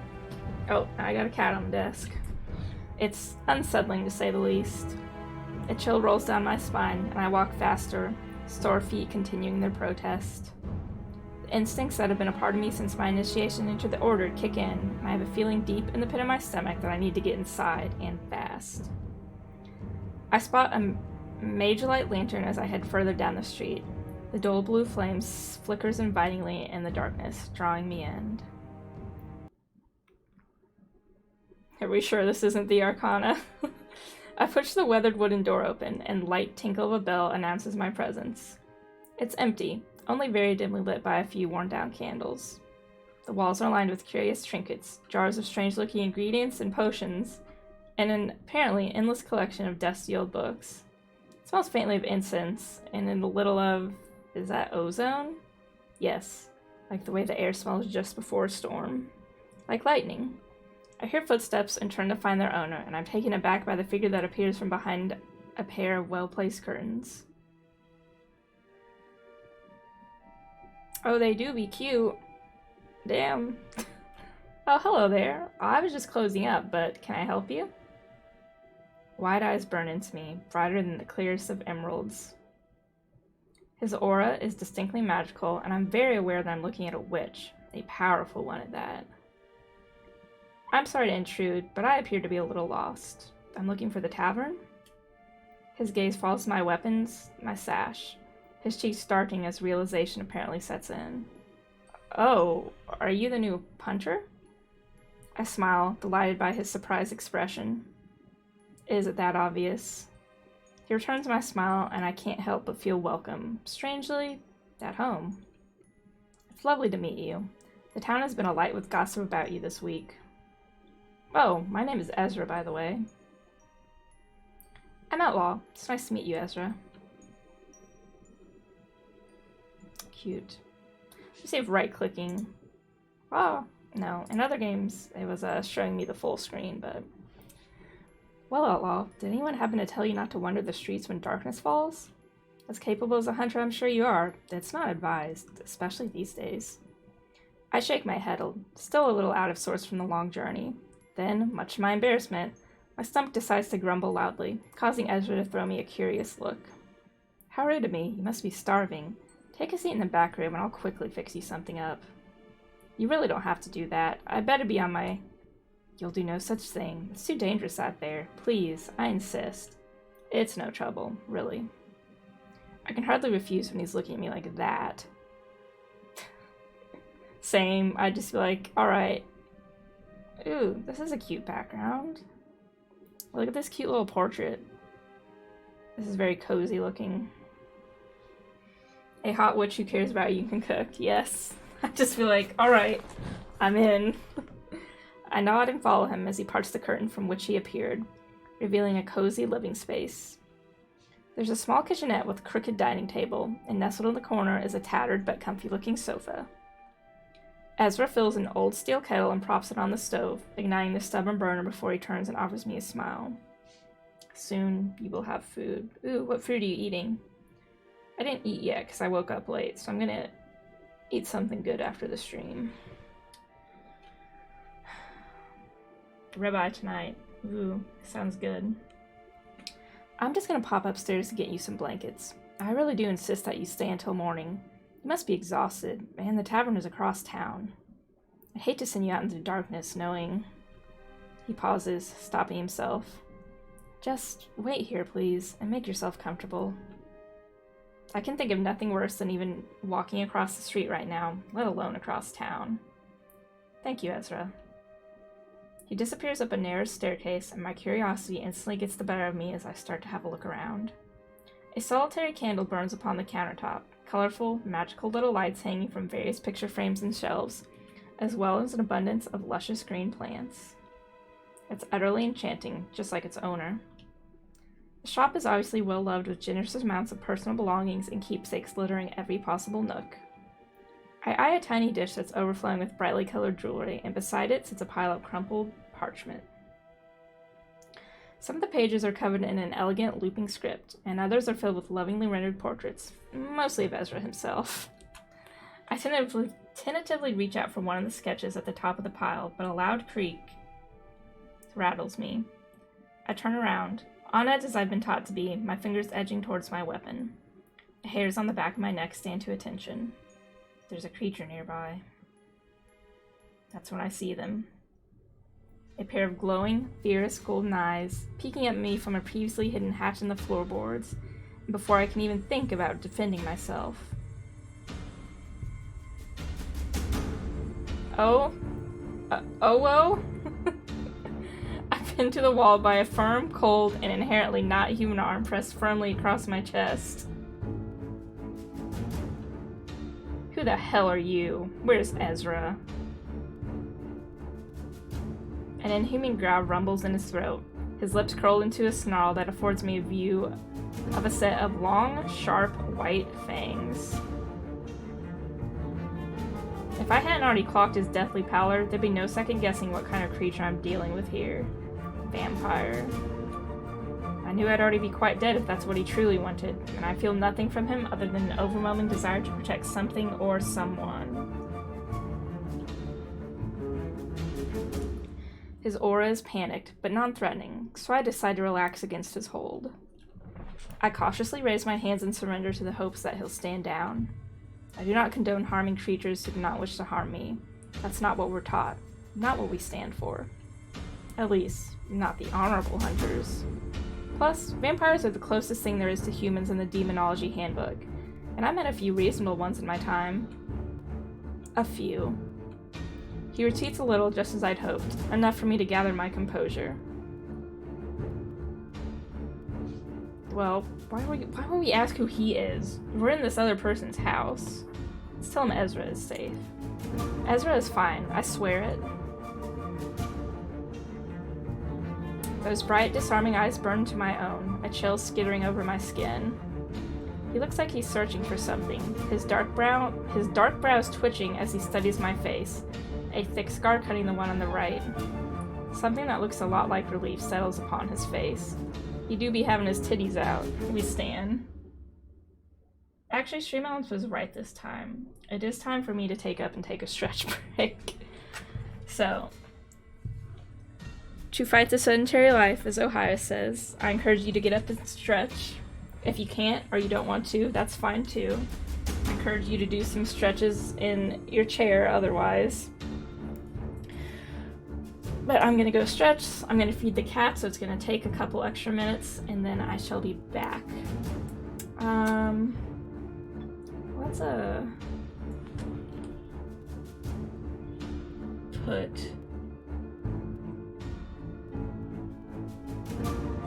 Now you can listen to this music while I'm on break. I'll be back in just a few.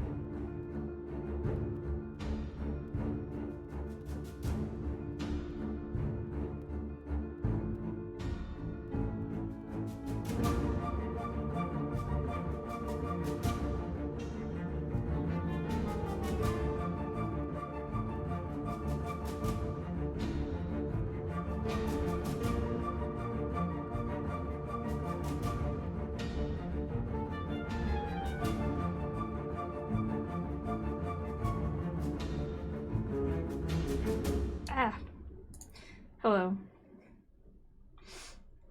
I'm back. Yes. Leona Bacchio, vampire boyfriend. You did 40 wall push-ups and 40 squats. That's always good. Alright, let's continue with a sexy vampire and sexy witch man. Also, does he have a magic arm like Lucio does from the Arcana? Keep switching between Arcana and Arcana. I'm not sure which one is right.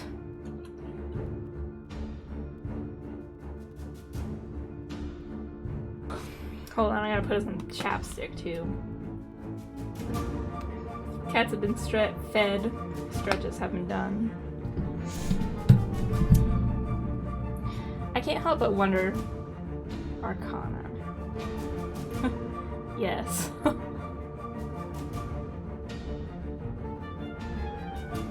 I can't help but wonder what a vampire is doing sneaking into Ezra's home at this hour. You're playing tricks on me, I'll have your head. Understand? I nod once, my hand still raised where he can see I mean no harm. I'm not lying. He's safe. He's upstairs. I tip my chin towards the staircase in hopes that he'll use his head and seek Ezra out with those impressive vampire senses of his. He takes a step back, but he still doesn't seem to trust me if the way he's looking at me is anything to go by.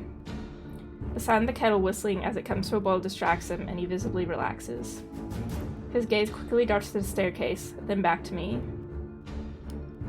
He steps back, the candlelight illuminating his angular face, all sharp lines and hair as black as the night.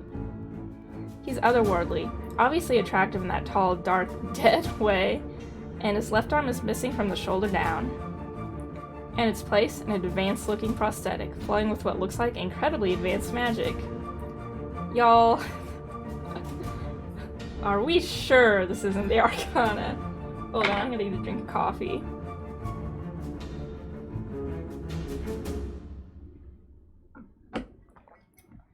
Now I'm waiting for the sexy doctor, the hot countess, the tall and sexy forest man, the cute, countess's handmaiden, and, who am I forgetting? Portia, Nadia, Julian, Ezra, Lucio. Oh, I got everyone. Does this count as disabled rep? I think it could. I know people count Lucio as disabled rep, and he has the same exact thing as this character. A magical arm prosthetic in replacement of his... I think it's his left arm too. I don't know. I should know by now. I love Lucio. My horrible trash husband. He catches me looking at it and quirks that scarred brow. Like what you see? Sorry, it's not for sale. Ezra appears from upstairs, his eyes wide as he surveys the sight before him. Finnegan, what are you doing here?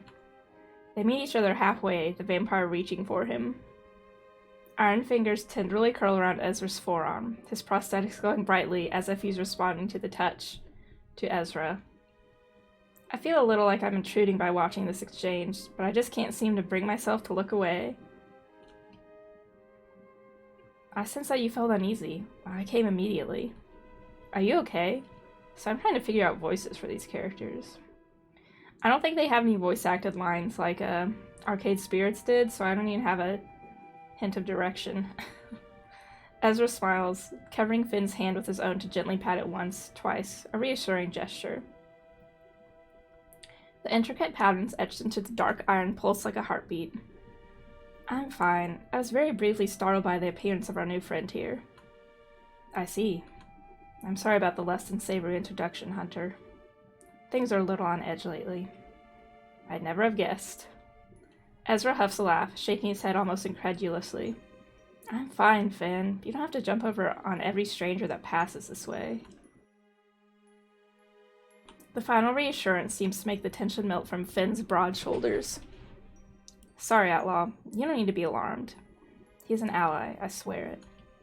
Even if he doesn't give the best first impression. Finn offers me a genuine, almost soft smile, but he looks guilty. As he should, I suppose. I catch Ezra eyeing me warily, clearly sensing my apprehension to the unusual situation unfolding before my eyes. Finn's whole demeanor changed the second he laid eyes on Ezra, and I feel any final traces of fear melting away as he steps forward and offers me his hand. The smile that crosses his lips is mischievous and cold. Cold fingers grip my own in a firm handshake when I reach for him. It's truly a pleasure, Outlaw. His eyes brush over me like a caress, pupils widening, dilating. I feel myself swaying, leaning towards him almost unconsciously. There's a soft whisper of muffled thoughts echoing in my mind, and I can't quite tell if they belong to me or him. It's soothing, and whatever he's doing grants me the foresight to see that he most certainly is harmless, that he bears no ill will towards me. Something tells me he sees now I'm harmless too. Finnegan, stop that. It's not polite. Oh, look at his blushy face. Finn closes his eyes briefly, breaking whatever connection he's created with me. I've heard of vampires enthralling their victims before a kill, but that felt more like... see me. Like he wanted to show me he can be trusted.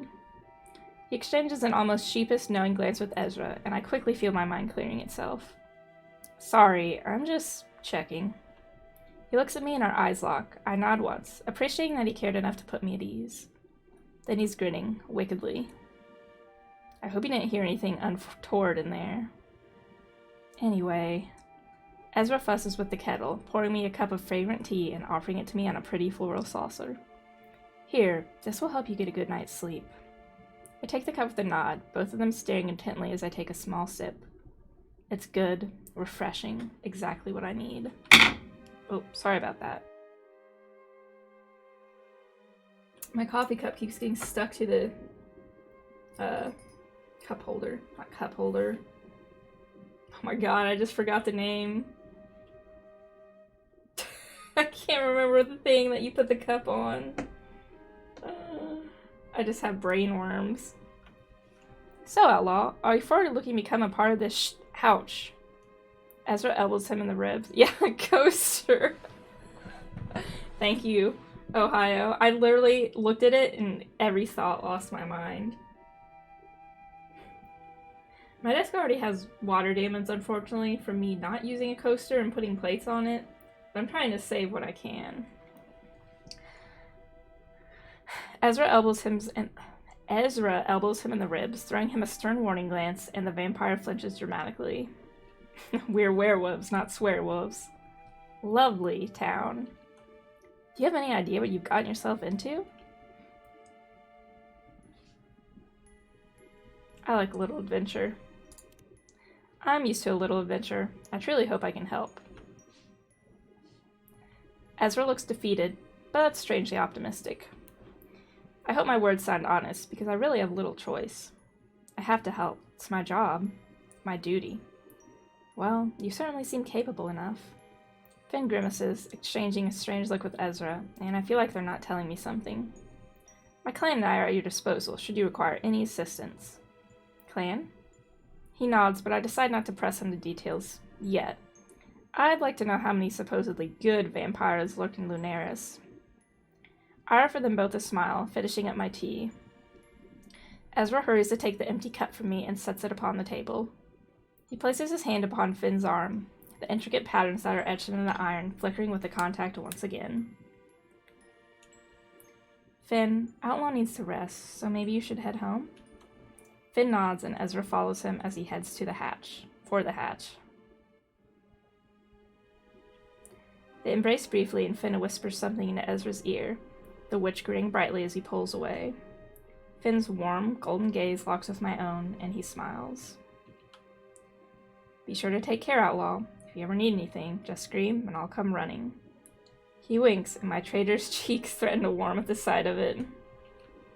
He notices and laughs quietly, a deep, comforting rasp that I can most certainly get used to.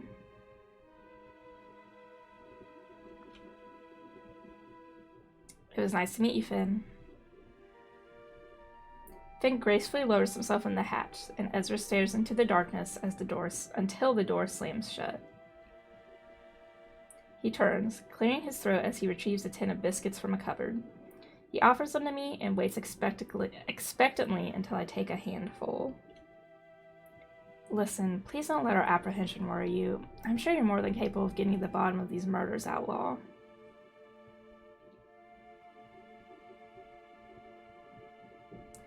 It's just not safe out there. We're all horribly on edge. Some are saying the town has been cursed, but I sense something else. Something bigger.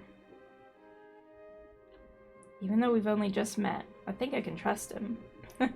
So is he like your boyfriend? Yeah, I'd be like, can I have the details, please? Y'all dating? Within moments of my arrival, I could tell something about this town is off, and I intend to get to the bottom of this mess. I have to live up to my apparently impressive reputation, right? We've lost people, good people, and the investigation seems to have just halted. We don't know what more we can do. He quickly gathers himself, forcing a laugh to break the somber mood. Oh dear, look at me getting all emotional when you're probably absolutely down on your feet and desperate to get some sleep. As much as I hate to admit it, I am, and I stifle a yawn as Ezra turns to fuss with some blankets. I'm thoroughly looking forward to settling upon the sofa, however tiny it may be. Thank you for letting me stay, Ezra. I'll be out of your hair first thing. Really, it's no problem at all. I wouldn't dream of letting you wander the streets at this hour, especially after that journey. Linares might be tiny, but I'll see you in the morning. If you need anything, just shout. He heads upstairs, and I eagerly remove my boots, the relief instant. I settle against soft cushions, pulling the blanket up to my chin. Despite the abundance of questions that currently flood my mind, I swiftly fall into a blissful, dreamless sleep. Okay, I'm gonna save, and we shall continue on. After I wake and Ezra eagerly makes me more tea, I join him in the shop as I prepare to leave. I wait patiently while he deals with what sounds like a particularly difficult customer. I eavesdrop while surveying the various interesting books that line the walls, most of them in a language I most definitely don't understand. There's a strange energy in the air, and my senses tell me that Ezra's visitor is also of magical origin. Oh, another cutie? You really can't just drop by like this and expect me to have what you need right away. These things take time. That's always your excuse. I just think you don't want me to have it. Still afraid I'll best you? Ezra sighs, apparently not willing to argue, or maybe knowing he'll lose. The tall figure he's bickering with turns to look at me, and I'm caught off guard by piercing sky blue eyes. They scowl, their lips pursed as they turn on a towering heel, waving at Ezra dismissively over their shoulder as he opens his mouth to address them.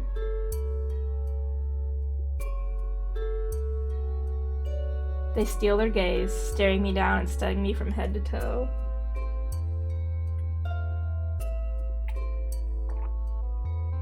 Cutie alert 2.0, 3.0. I register the familiar violet sash that adorns their torso, the same as mine, and exchange a quick glance with Ezra. He looks apologetic as he emerges from behind the counter to join us. An enforcer, then. One who apparently doesn't feel that it's necessary to wear his standard uniform. They have a commanding presence about them, and I can't help but wonder what rank they hold. So you're my new subordinate. Interesting. Gus. August? So this is the infamous Major General Wellenheim I've been assigned to. They're a prolific figure in the community, known for being responsible for one of the best hunters Estria has to offer. It'll be a true honor to serve under them. It will.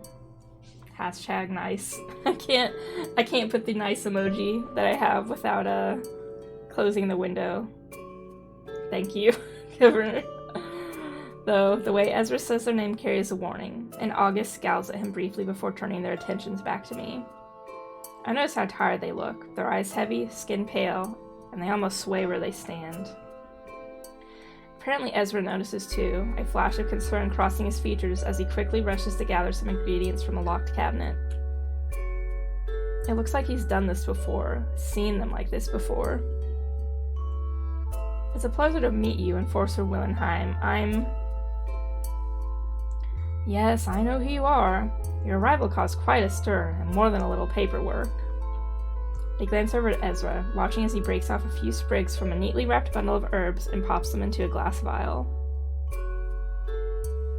Oh, his arm was confusing me for a second, but I see now that it's behind his back. I was like, what is going on? Their foot taps impatiently on the floor, an exasperated scoff falling from their lips as they turn to look at me once again, eyes rolling. So tell me, Hunter Princess, are you ready to partake in one of the most baffling missions I've come across? Oh, we'll see. I don't know if we should be... Oh, we can use the keyboard. We'll see. Well, I guess we'll have to wait and see, won't we? Ugh. I do hope you're joking. I grin, shrugging playfully, hoping to crack their hard exterior, and August's cheeks darken, turning a charming shade of dusty rose. I can assure you I'll try my best, Enforcer Willenheim. August makes a dismissive noise, still eyeing me warily. Look at that face. This won't be as effective, but it'll do the job for now. As August eagerly reaches for the vial clutched in Ezra's palm, and Ezra pulls away, fixing them with a worried gaze. Please, Gus, stop doing this to yourself. They're pushing you too far and you know it. You're better than this. Ezra surrenders the vial, the viscous vial liquid glowing dully, as August takes it with a trembling hand. Now, we both know that's not true. Ezra's hand covered theirs, and he squeezes once before pulling away, his eyes sad. There's always a choice. Remember that. Is Ezra just friends with everyone? He's very comfortable with everyone. August seems lost for words, but manages to maintain their carefully crafted annoyance. Or maybe Ezra has two boyfriends. Or two partners, rather. I think they've been referring to August with they pronouns, if I remember right. Yep.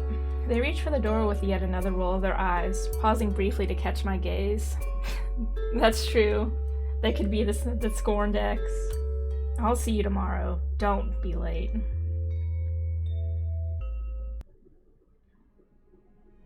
We stand outside the shop, the sky bright, but the town somehow still feeling inherently gloomy. If you ever need anything, you know where to find me. Please don't hesitate to stop by.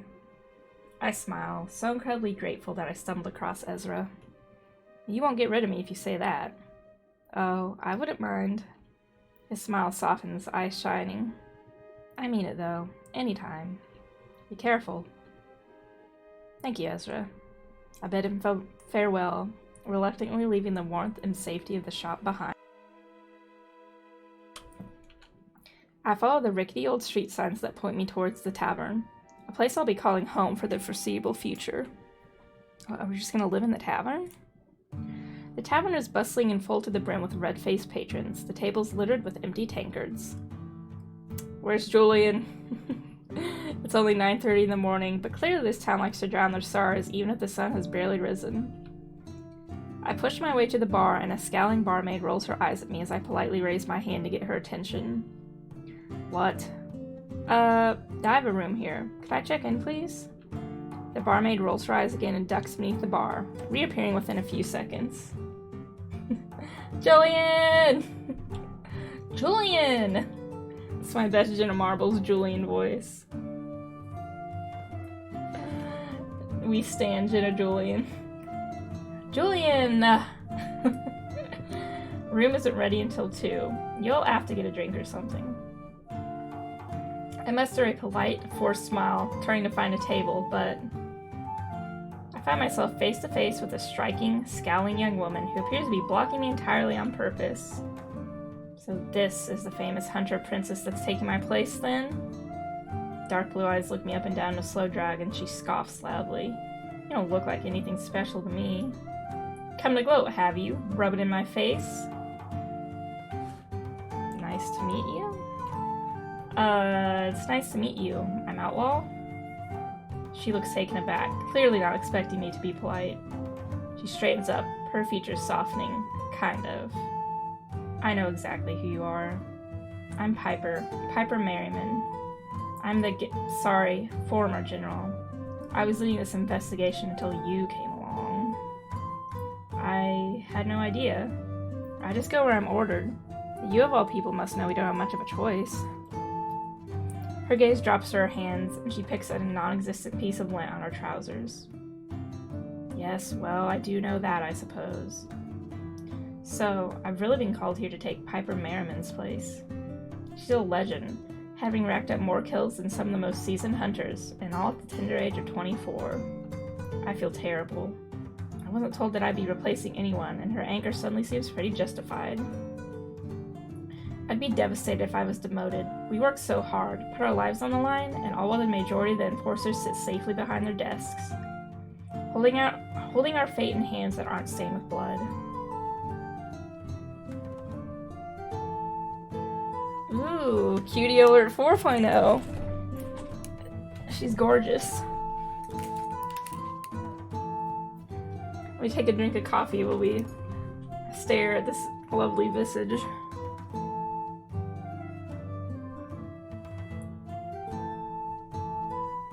I see freckles on a character and I go feral.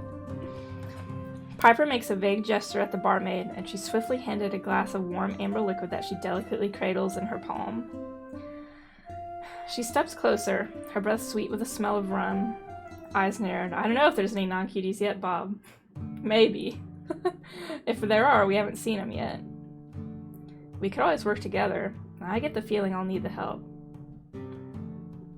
She continues to look annoyed, but I can tell more vulnerable emotions linger beneath the seemingly rock-hard exterior. You mean vitiligo, I think? I don't know if that's how it's pronounced. But that's cool rep, you don't see that often in games, or much media really at all. She swirls the rum around, watching the gentle slosh of it as it coats the side of the glass. Yes, well, that's what I get for being like shit at my job, isn't it? She scoffs a laugh, but the smile that curls at her ruby lips doesn't reach her eyes. Anyway, I'm sure I'll see you in the field. I'm not totally useless, apparently. You just have me doing the shit jobs like clearing out Fey Nest. The stuff that actually doesn't matter. What a waste. Enforcers, just a bunch of pencil-pushing wankers. I stay silent, sensing that she might need someone to vent to. I've been there. Our jobs can be hard, and not just on our bodies. I can see I'm boring you. I'll just be over there, continue to drown my sorrows until Willenheim summons me. What an arsehole. I huff a laugh, covering my mouth with my hand in a poor attempt to stifle the noise. She seems briefly amused by my reaction. She offers me a thoughtful glance, then sighs loudly. Don't take any shit from them, okay? Come and see me if they bother you, and I'm not afraid to stick my boot up their backside. Again. Anyway, I'll see you around. She doesn't wait for me to respond, and with a flick of long chestnut hair, she's gone. Same, I like her already. I spot her disappearing into the heavy crowd that's mulling about in the center of the tavern. A crowd that's apparently pretty bloody angry about something. I hear yelling, and I decide to investigate. Might as well get stuck in, right? What does this sentence mean? Might as well get stuck in? I see this game is written by British people, presumably. I don't know, maybe this sentence means something. I don't understand. I push my way into the crowd, and what I find both baffles and amuses me. A lichen, set smack bang in the middle of the tavern, arms folded across his chest defiantly. He has a smirk plastered across his scarred lips, his wolf ears twitching dismissively as a small crowd of pissed-off townfolk hoot and holler at him. Get out of here, you furry scum!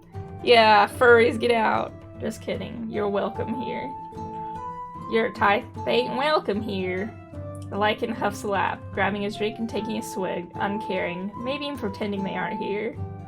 Honestly, he seems perfectly harmless, but I hold that thought as my eyes drift to his chest where his flimsy, torn shirt is spread open. A mark. An enforcer brand. Maybe not quite so harmless then. As far as I'm aware, a creature is only marked if they're on the enforcement agency watch list. If they're deemed deadly. He spots me, his scarlet eyes flashing, and then he's kicking out the chair in front of him and gesturing for me to sit down. Equal opportunity boobies. Despite the presence of such a brand, my instinct tells me I'm safe and that he won't hurt me here. So, I oblige. The tavern falls deathly silent as I take a seat and the crowd slowly begins to disperse. Show us the real wolf. Though their eyes stay firmly fixed upon both myself and the lichen as they return to their respective seats. Oh? They're lucky I kept my cool. What do you say, Hunter? You seem harmless. You seem harmless enough, but I think I could handle you.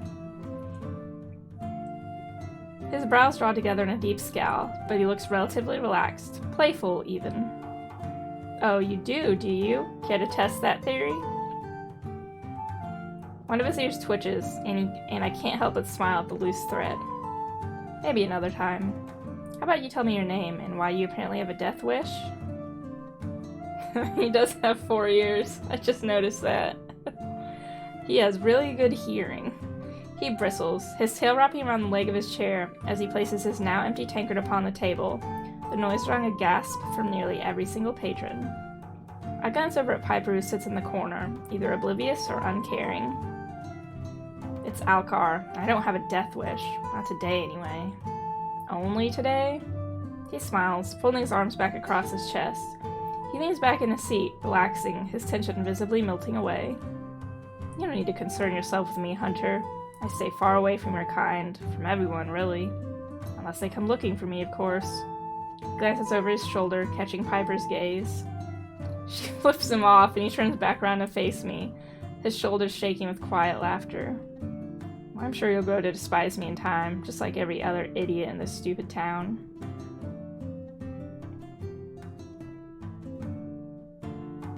Whoa, he's so cute. Another cutie. Is this 4.0 or 5.0? I can't remember.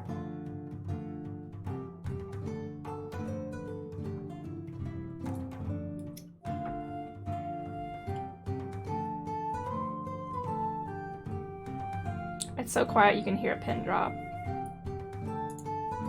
Alcar rolls his eyes and flashes me a grin. So many cuties, yes. Yeah, I think you're right, 5.0. But yeah, we had Ezra, Finn, August / Gus, Piper, and now Alcar. He looms over me, close enough that I can smell the earthy, distinctly petrichor scent of him, strangely pleasing for a man who looks like he hasn't washed in days. If my advice is worth anything to you, then trust me when I say to trust no one. He stares me down, waiting, watching. Yeah, he do have them JoJo lips. Even you? He smiles at that. Especially me. Goodbye, Hunter. I watch him leave, feeling everyone's gaze upon me. I compose myself and offer them a smile, as genuine as I can muster after such an odd encounter. I glance at the clock, and it's only 10:30. I have some time to kill. The town is small, very small, and it takes me less than an hour to walk it from end to end. I find myself drawn to the cemetery, the scent of blood thick here. This is the site of the last murder, and I come across a patch of scorched grass, the earth around it trampled. The remnants of a crumpled gravestone are littered around that perfect black outline of a body, and I take a deep breath. I crouch down, skimming my fingers over the dead grass. I close my eyes and try to picture it, but it's hard to truly see knowing how stark the darkness is here. It's a blur, a mere memory, but I feel terror. I hope we get a ghost GF. They were so scared, utterly alone in their final moments. But something sticks out over all of that fear. I'm sorry. I love you. The words hit me hard, my chest aching, and I feel an intense longing. I feel love. It's powerful and unconditional, so much that it snatches the air from my lungs. I take a deep breath and force myself to stand, trying to shake the feeling. I'll find out who killed you. Then, I'm startled by the sudden sound of heavy footsteps, my hand hovering over my weapon. I look around frantically, on guard, ready, and then a striking figure appears. Cutie alert 6.0. He got them teepees. He got cute ears. He's got painted nails. We stand. He's clad in fine. He had a tail too. He's clad in fine clothing, his long hair tied in a neat ponytail, the crown of his head adorned with delicate jewelry. And he's smiling? Hello, Hunter. I've been looking forward to meeting you. I should be unsettled, the pointed teeth and sharp claws indicating he's definitely not human. Then, the flicker of a spade-tipped tail tells me all I need to know. A glamour demon. Though I'm finding it hard to be alarmed by his presence. His eyes are a warm chestnut brown, and they sparkle in the dappled sunlight as he gazes at me in wonder. You have? Oh, you have. Don't move. You have? You been expecting me? Oh, he's so cute. Titties out. Titties out. I watch as his cheeks darken, his gaze dropping to the grass. Is his tail pierced? Well, people talk, and I listen. And they've done a lot of talking about you. I hope I didn't scare you. I'm not quite used to human introductions just yet. Well, he's certainly not like any other demon I've encountered. This whole game was made for bi-titty fetishists, you're right. It did say it was a queer-driven visual novel, and they know what the people want. And that's equal opportunity titty, like you said. We want sexy monsters with their shirts ripped open. The not trying to kill me helps. You didn't. It's okay. You're sure? I've gotten used to startling people. I promise. I've seen scarier. He laughs, his tail flicking. Oh, I'm certain you have.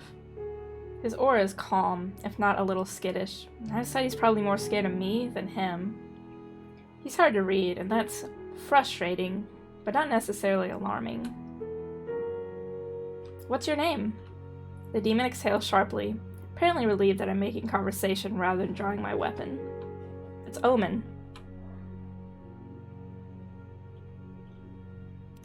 A demon called Omen.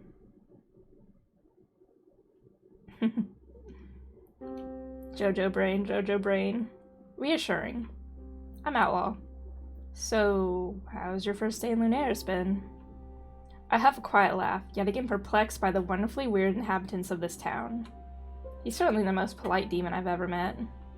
I offer him a small, gentle smile. I guess it's been fine, thank you. I'm just a little overwhelmed. Bit of a fucking strange town, isn't it? Omen laughs, the sound musical and almost infectious, causing my own smile to widen. You're being polite. It's more than strange. It's a mess. A mess I and many others hope you can fix. I grimace, my gaze drifting back down to the place where the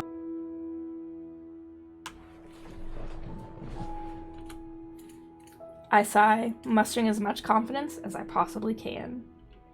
I can do this. I can solve these murders. So, absolutely no pressure then. Omen shrugs playfully. No pressure at all. Welcome to Lunaris, Outlaw. End of Chapter 1. Chapter 2, Into the Darkness. Flirt options unlocked. These options allow you to get to know the characters a little better, but will not affect your relationship with others. Feel free to explore multiple or all options for your final romance in a later chapter. Enjoy. Okay, I was reading that really fast in case it came off the screen. Oh, you know we're gonna flirt whenever possible. Let me take a drink of coffee and then water, and I'll continue. Yeah, the font is pretty. Games that make good font choices.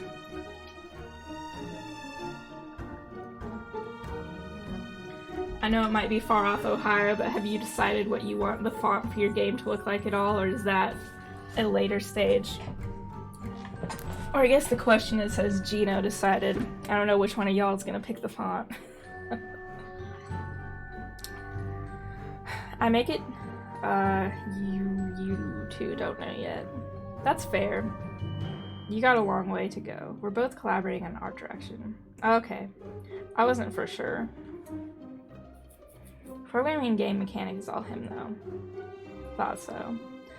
Art tech of the font reminds you of both Batman and Sonic. Fair enough. I make it to the enforcement headquarters with time to spare after August's thinly veiled threats about tardiness yesterday. After a terrible night's sleep on scratchy sheets, I couldn't possibly feel less ready to face my less than friendly superior. I raise my fist to knock the door, but the muffled conversation that I hear coming from inside has me hesitating. It sounds heated, and I glance back at the clock on the wall behind me to check the time. I have 1 minute before I'm sure General Willenheim will admonish me for being late. So, I take a deep breath, and I knock. The voices stop suddenly. I hear a clack of heels, and then...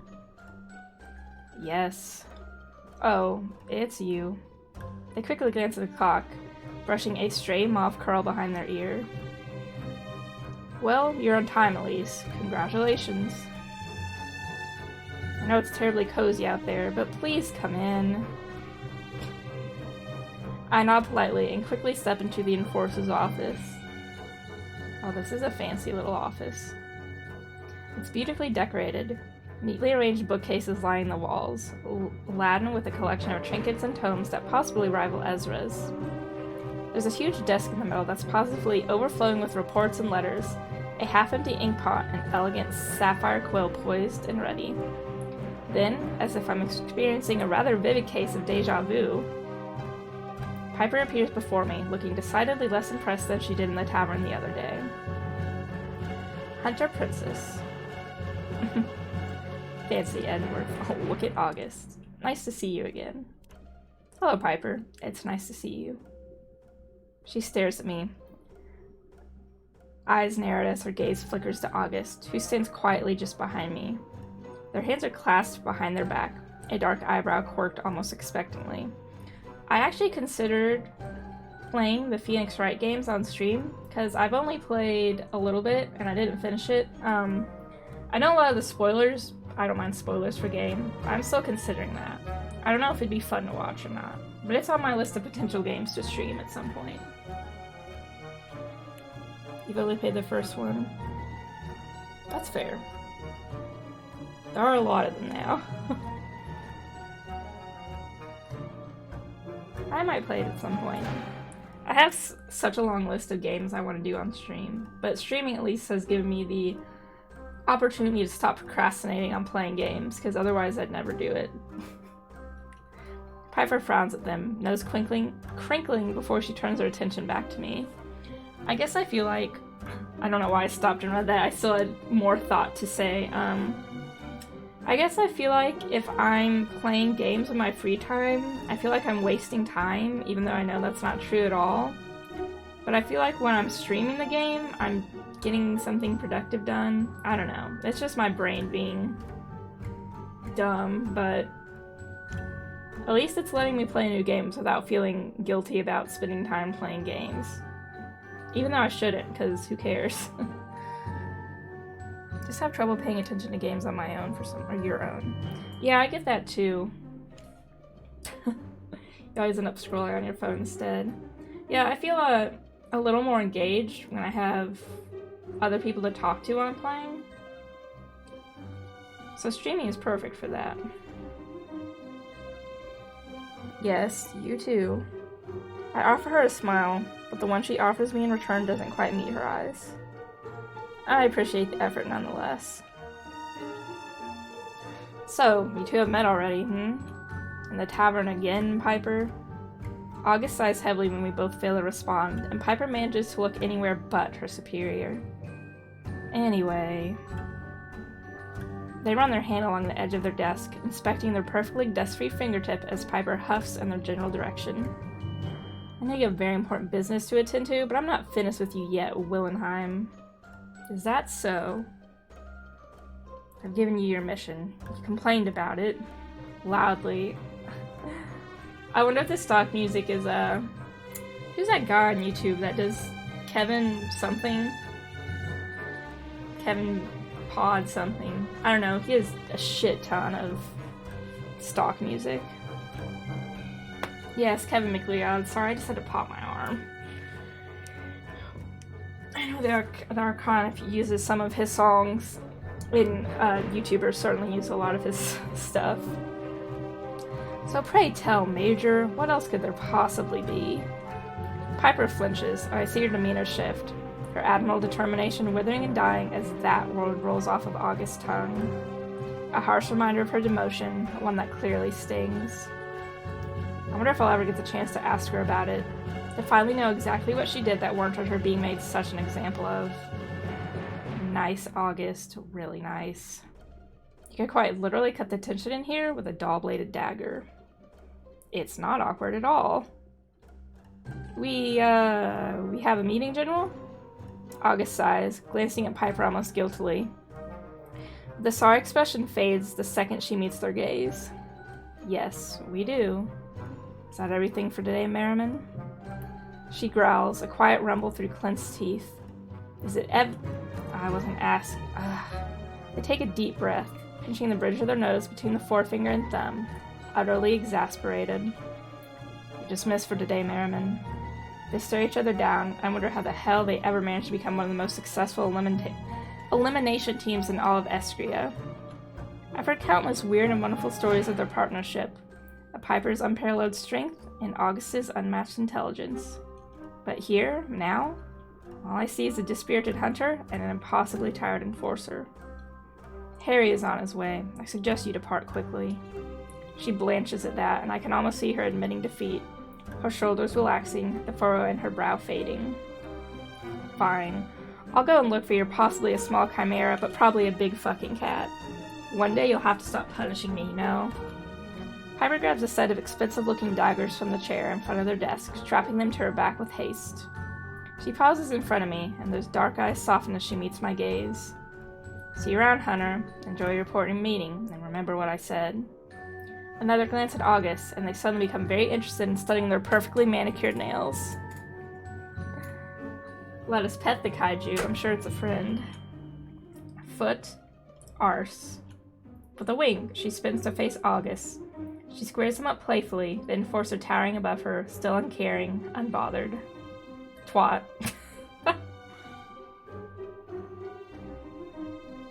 And with that, she turns on her heel and slams the door so hard it shakes in its frame. Yeah, I have a feeling that the people who were writers for this game have most definitely finished or written fan fiction.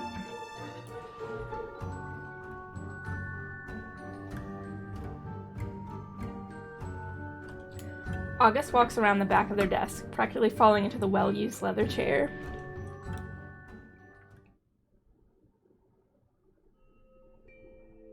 He's so pretty.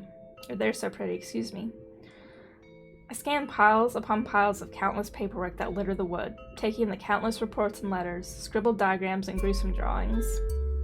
I get the impression August is in over their head, the disorder of all this information making my fingers twitch. They watch me carefully, stifling a yawn with a trembling hand. You need to take a nap. I know. Trust me, I know. He heard me. Or they heard me, sorry. As much as I hate to admit it, we've got nothing. As of right now, I suspect everyone in this town, as should you. Though I may not really know them just yet, I sense that this kind of vulnerability I'm seeing is rare. I'm just staring at their, I really like how the artist drew their hair in this. It looks pretty. The lighting does remind me of the Arcana art, too. Also, everyone in this game seems to have pierced ears. I just noticed that. Either way, this cutie needs to take a nap. August doesn't strike me as the type to admit defeat so easily, and something more serious than the usual stress of the job seems to be lingering under the surface. Yeah, they have a thing, I guess. After what I saw back in Ezra's shop, I can't help but wonder what they were like before all of this. The way the young witch looked at them. Pity. Ezra pitied August. Another heavy sigh, a noise I suspect I'll be hearing often, and August huffs a quiet laugh. They relax back in their chair, and for the first time since we met, they seem to let their guard down. I don't know why Harry decided you were the right person for this job above all others, but I trust him implicitly. So, whatever plan he has for you, we had better make it work. They pause, staring me down with those ice blue eyes. Now, you ready to begin? Yes, flirt time. Always, General.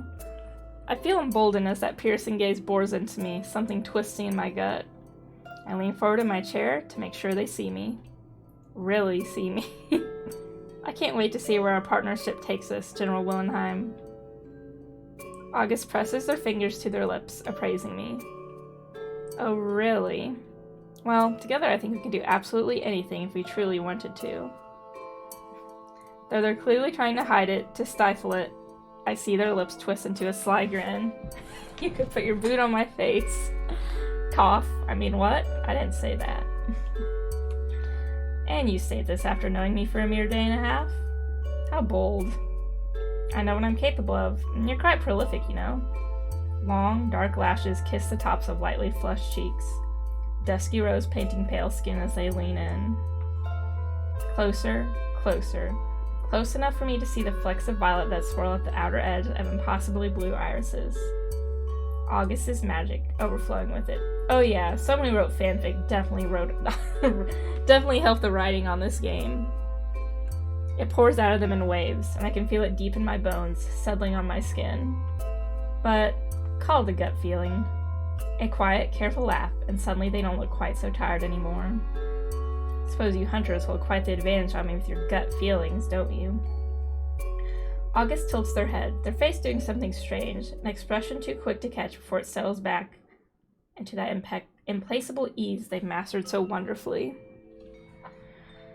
They curl the corner of a page that settles beneath their fingertips where their hands have drawn closer to me, to the edge of the desk. They clear their throat, but their next words sound noticeably husky. Regardless, I do hope you're right, Hunter Princess. They pause. Rather, I look forward to testing your theory.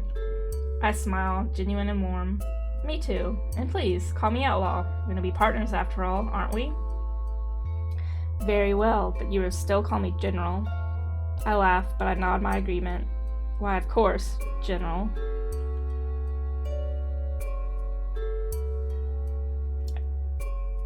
Sorry, I had to cough.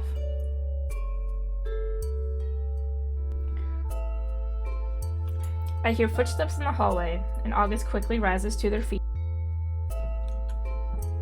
They straighten their clothing, tie their sash a little tighter, smooth down their hair. I follow their lead and move to stand by their side, my heart hammering triple time in my chest as those footsteps draw nearer. There's a distinct clang of metal, of armor, and heavy boots. Then the door swings open, an imposing figure enters the room. Oh, this dude's cute too. Damn, he has a prosthetic arm too, a spiky one like Lucio's. His gaze flickers between myself and August, expression stern, emotionless.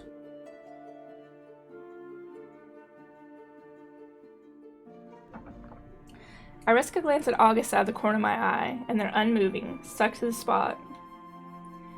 I heard many tales about Harold Addington III, and as he stands before me, I feel a certain sense of pride that he would choose me to summon to deal with such a vital case. He's adorned in the standard enforcer colors of black and gold, but his outfit is far more regal than any of the other high-ranking officials I've seen.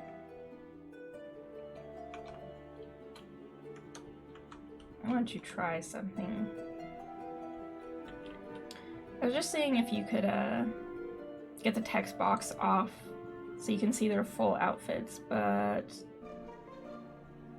I don't think you can. Right-clicking goes to save in this game. Yeah. What about mouse? Oh, there we go. He got pinstripe pants and a cape. I guess it's not really a cape. A cloak?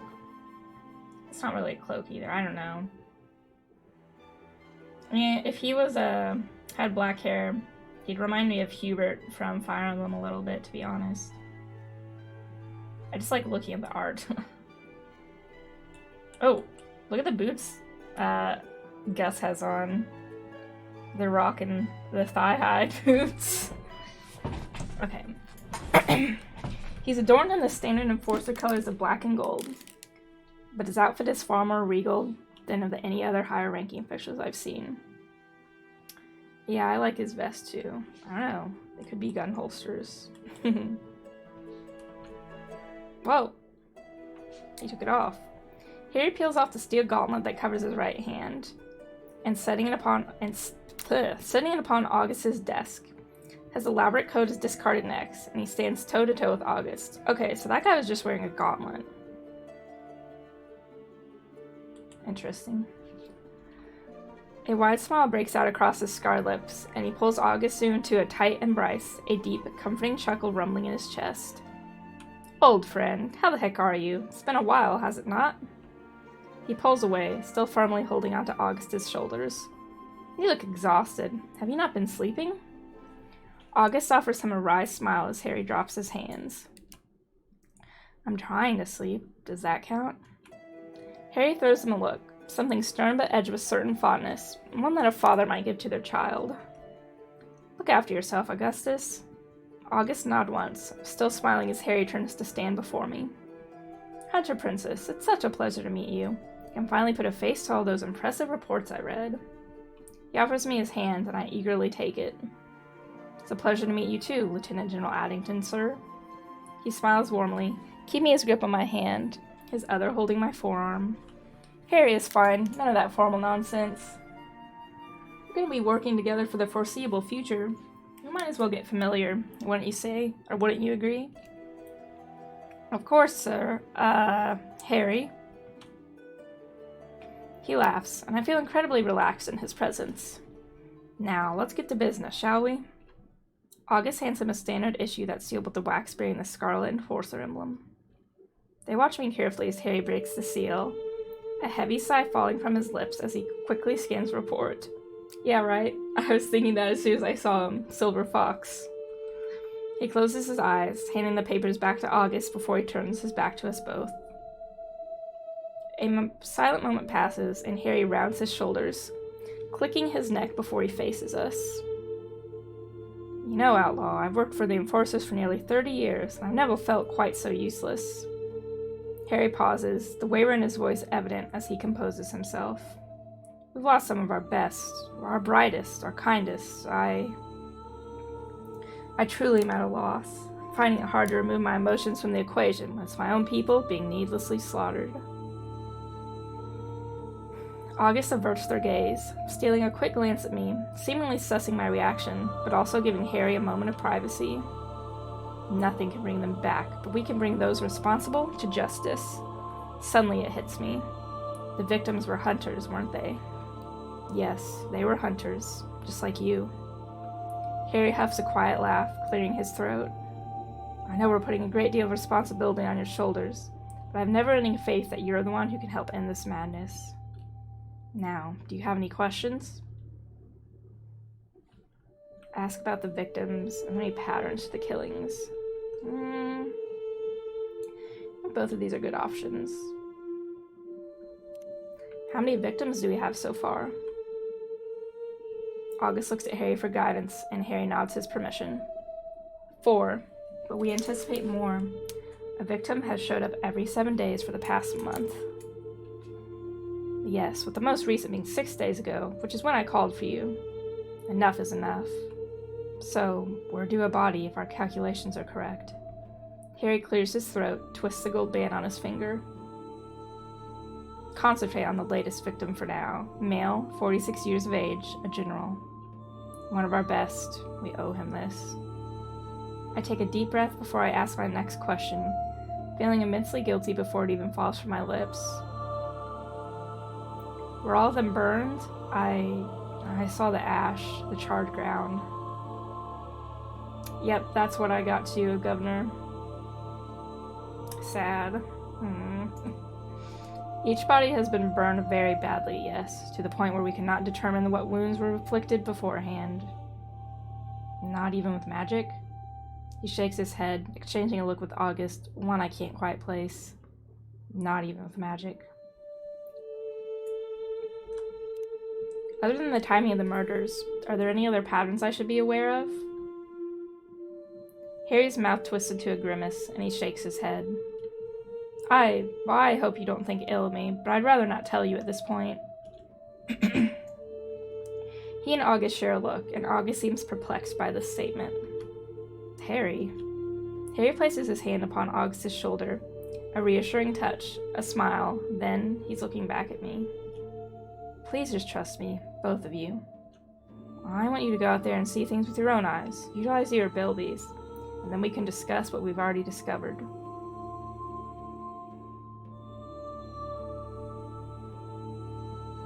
This is a complex case with many intricacies, but I think it's important that initially you don't let our opinions cloud your judgment. Solves murders, dead wife. Is his son's name Tim? What is that a reference to? It sounds familiar. As terrifying and as baffling as this may seem, I see where Harry is coming from. Oh, Detective Pikachu.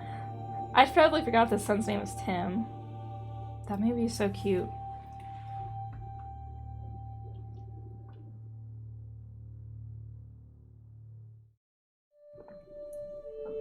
I don't want to be influenced by an investigation that's so obviously failing.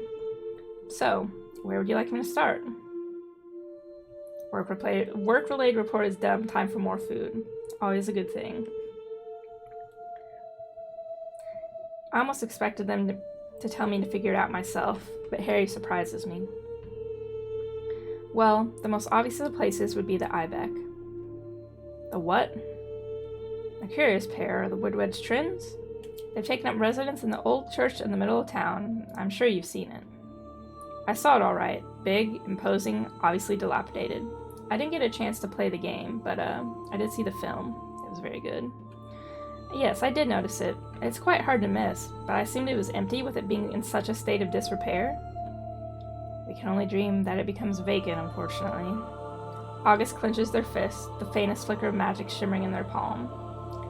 They're a plague upon this town, spouting their drivel and preaching to the dumb and ignorant. They're idiots. Augustus. August takes a deep breath, their magic dissipating. Right, sorry. Well, I'm not fond of them, if you couldn't already tell. Harry and I share a glance, and he smiles warmly, winking at me.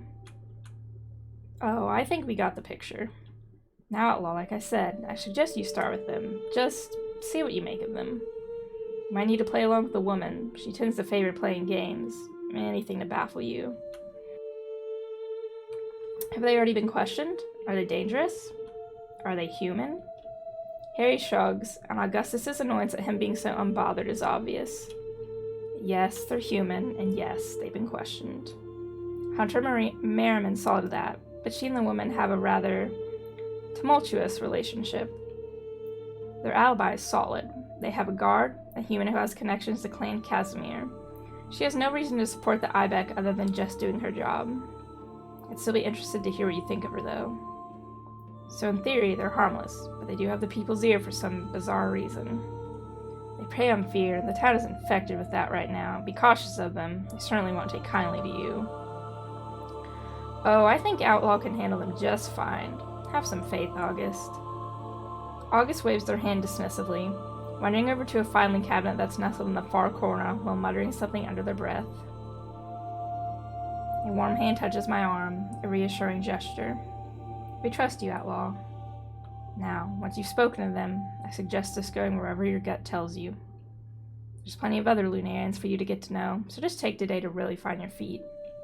I must meet with August and some of the other generals now, but please report back to us in the morning. Unless you find any damning evidence, of course, in which case report back immediately.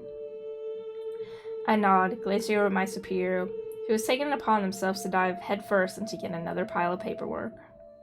Trust no one, right? Not a bloody soul.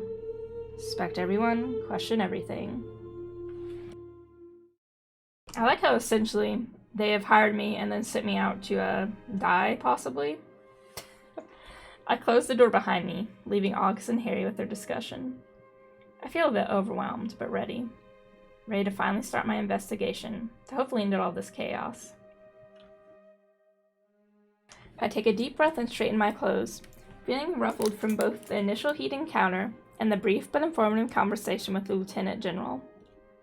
As I turn to leave, I spot Piper leaning against the wall. She looks stoic, her gaze fixed on the floor, but she perks up when she spots me approaching.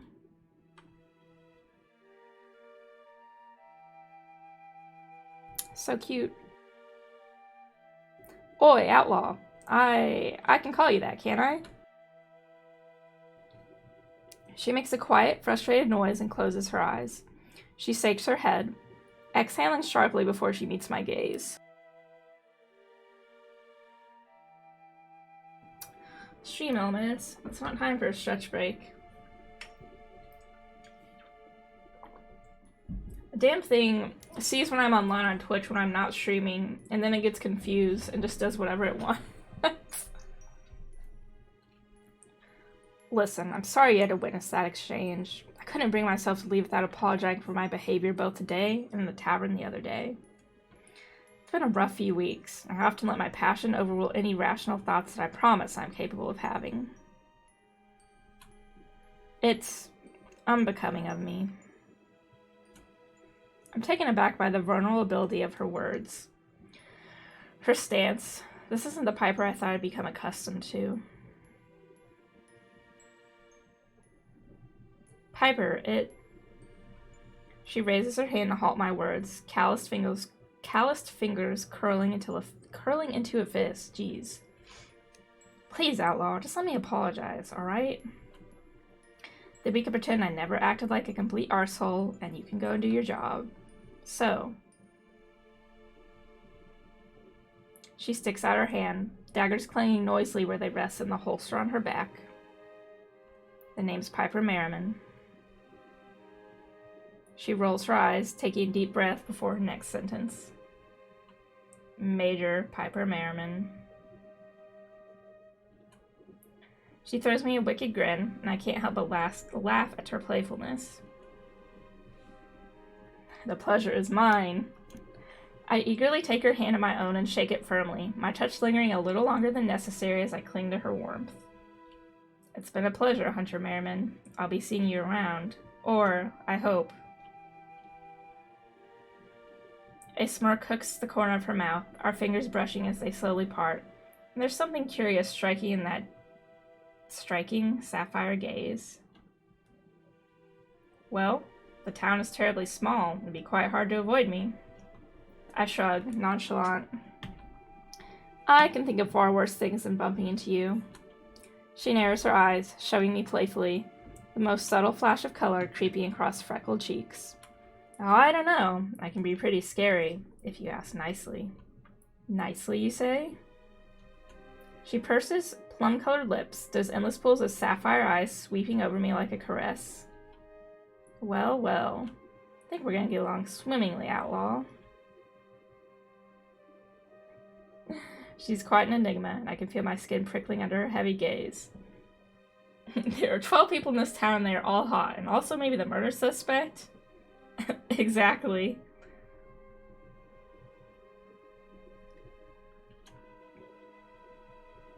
It's certainly not an unwelcome feeling. She snorts a laugh, the sound wholly inelegant but charming nonetheless. What's so funny? She narrows her gaze, shifting from one foot to the other as if she has excess energy to expel. Oh, nothing much. Just didn't expect you to be quite so interesting, I suppose. I feign offense, and her answering laugh is magical. I'll just have to prove myself then, won't I? That you will. Now. With a heavy sigh, Piper glances up at the clock before turning back to me with a roll of her eyes.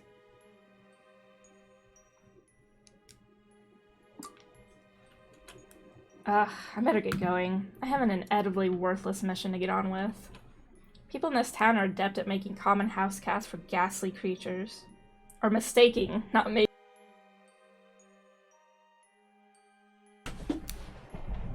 So I gotta move in my chair. It's loud. I gotta stretch too. I'm not bored, just tired. That's why I'm yawning. I'm enjoying this game a lot so far. Must be something in the water. I should go too. Yeah, of course. Now off you go. Save Lunaris and all that. See you around, Outlaw. She turns on her heel and heads for the exit, pulling her chestnut hair up into a messy bun as she goes. I gather my wits, checking my supplies and weapons, adjusting my armor. It's time to begin. It's a strangely beautiful day in Lunaris, regardless of the biting cold. The sky is clear, the cobbled streets abuzz with smiling faces, people strolling to the market with empty baskets and full pockets. There's certainly a different vibe to the last time I walked this street. No panic, no haste. As I draw near to the center of town, I see that imposing white building. Scarlet flags sway in the wind, but the closer I look, I see that they're tattered and dirtied. The twins may be human, but the way my stomach drops and twists as I approach the weather wooden door tells me I may be a little shocked by what I find. I push open the heavy doors, and the sight I'm met with snatches the breath from my lungs. The abandoned church is huge. Its dome ceiling was seemingly once decorated with an intricate painting. The layers have cracked and peeled over time, and nothing more than the remnants of what look like a starry night sky remain. The furniture is caked with a thick layer of dust, and the pews are in disarray, covered with strange etchings that look like they've been carved into the cheap wood with a blunt nail. There's a lot to take in, but I'm not here to scour this ruin for evidence. I'm here to talk to its inhabitants. The dread that's now firmly seated in the pit of my stomach churns violently, but it's something old, something that lingers. I anticipate that I might find a lot more than I bargained for if I truly desired, but I need to focus. I need to find the Woodridge twins. As if by magic, 2 pairs of startlingly bright blue eyes emerge from the shadows near the destroyed pulpit. Let me get a drink.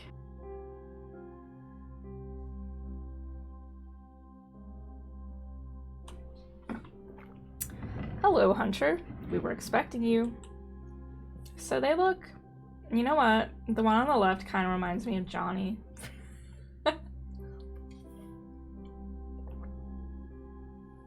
If Johnny was a creepy twin.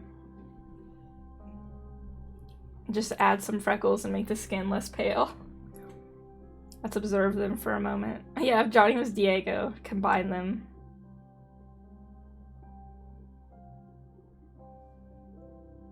I don't trust them, but the characters are pretty. Does sleeping 5 p.m. to 11 p.m. make us extreme morning people now? That's a good thought. You know, if you're up in the late hours, technically, from like 12 a.m. to whatever time, you are up in the late evening and morning. I don't know. I consider it's still pretty static. Like, if you wake up 5, 6 a.m., you're a morning person. And if you are up late from the hours of 12 to... Oh, hold on. My phone started ringing. I keep getting spam calls. And 12 a.m. to whatever time you're a night person. Okay, let's continue on. We've stared at these characters long enough. To say that they're unusual would be an understatement, and they're not at all what I expected. Question them immediately. Start slow. I offer her a small, friendly smile, however forced it may be. Word travels fast here, doesn't it? I'm Hunter Princess, and you are? She narrows her eye at me, suspicious for the briefest of moments before she's smiling, unquestionably friendly. Despite her best effort, it's still unnerving. I'm Aurora, and this is my dear brother, Armoros. So, since I was a child, I've had a lisp, especially when it comes to R's and S's. I did do, like a little speech therapy in elementary school, but I still struggle when it comes to words with lots of R's and S's, so please excuse me if I trip up. It's a pleasure to make your acquaintance, Hunter Princess. I nod politely, not quite sure which one of them I should be focusing my attention on. Armoros doesn't appear to enjoy talking, or maybe he's simply not permitted to. His overbearing sister is clearly the leader of the two. Let's talk to her then. I study her steeled gaze, and she seems completely at ease, confident. So, Aurora, can you tell me what you do here? Armos looks relieved that I didn't focus my attention on him, his once stiff shoulders sagging. Aurora clears her throat, a delicate hand covering her mouth as she does so. Well, what exactly would you like to know? What is Ibeck? What do you know about the murders? Let's ask about this first. I clear my throat, trying my hardest not to be distracted by their unnatural stillness. Can you explain to me what you do and why?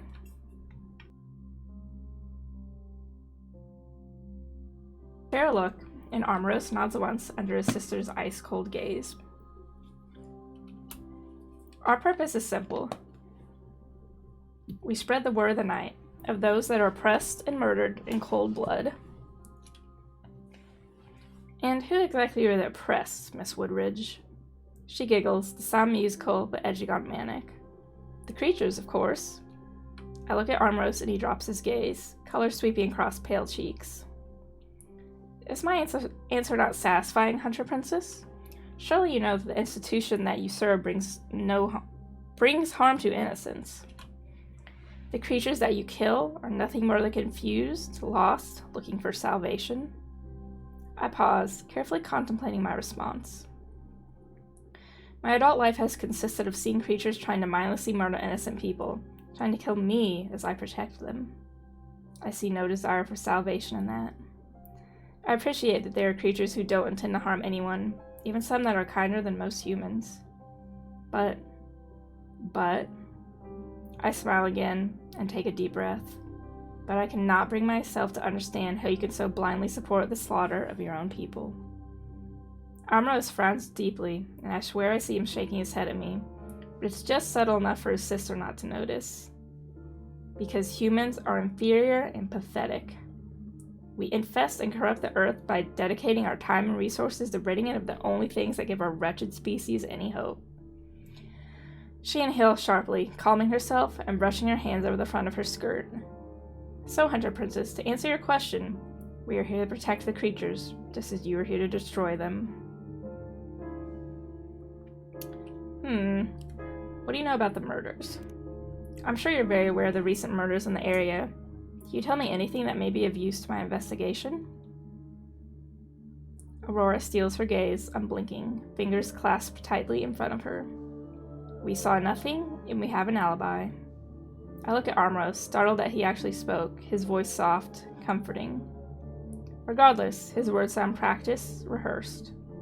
He looks nervous, like he'd rather be anywhere but here, and his eyes keep darting to the door behind me.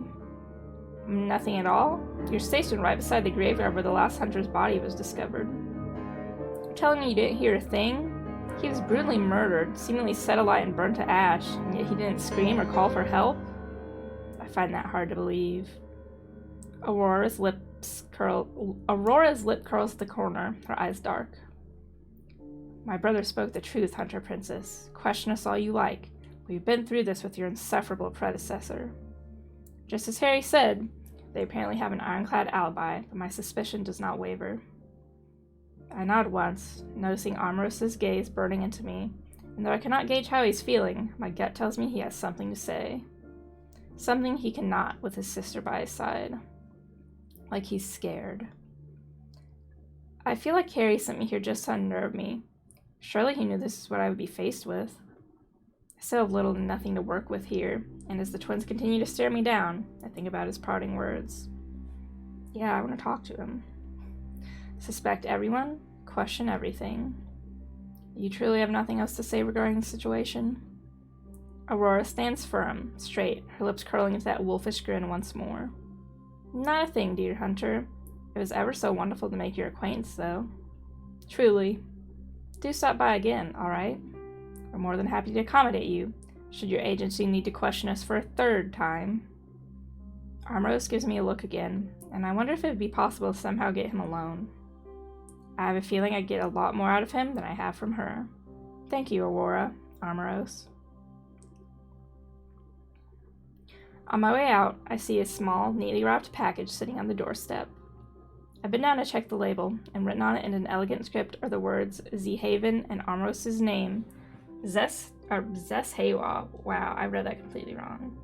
And Armros' name paired with a small heart. I may not know what it means, but I know a demonic language when I see one.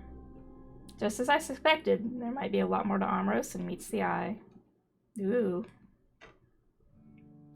I walk through the center of town for a while, getting to know the buildings, watching the people that pass me by.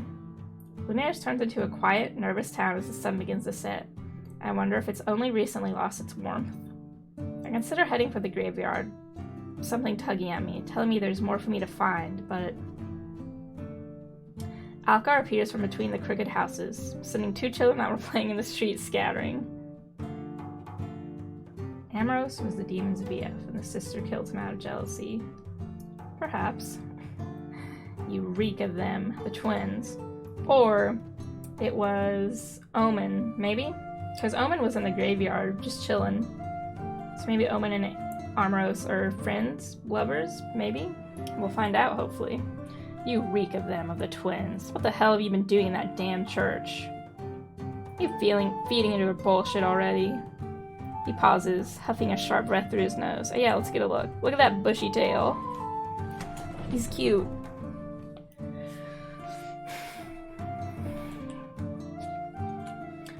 I thought you'd be different, just like everyone else said you would be. How stupid of me to want to believe them. It certainly isn't the first time I've been caught off guard by an angry lichen, but it's safe to say I don't need to fear for my life here. Maybe. It's not what you think. I was questioning them. He scoffs, rolling his eyes. His hands are shaking, but he balls them into fists when he catches me looking. Is that so? Why should I believe you? I don't even know you. No, you don't, which is why you should consider giving me the benefit of the doubt. I'm just doing my job. You suggest I ignore the very obvious cult in the middle of town whilst investigating? His wolf ears flicker back and forth and he unclenches his fists. You were just questioning them? I nod. Yeah, of course. I was hardly agreeing with them in their hatred for, well, me. He rolls his eyes at me, standing his ground. Something has me curious, and I can't resist asking. Algar, they want to protect creatures like you from the likes of me. And why do you so clearly despise them? Because they couldn't care less about those of us that don't enjoy killing humans mindlessly. Because we're not true creatures if we stay out of trouble and befriend humans or each other. So if you dare to act even remotely human, you're the enemy too? He smirks, brows raised. Now you're getting it. Algar is apparently defensive to a fault, but I sense that under the surface he's probably just scared, maybe even a little lonely. Must be hard to be feared like that. I saw the way the people in the tavern reacted to him the other day. Do you have friends here? Are you following me? Are you following me?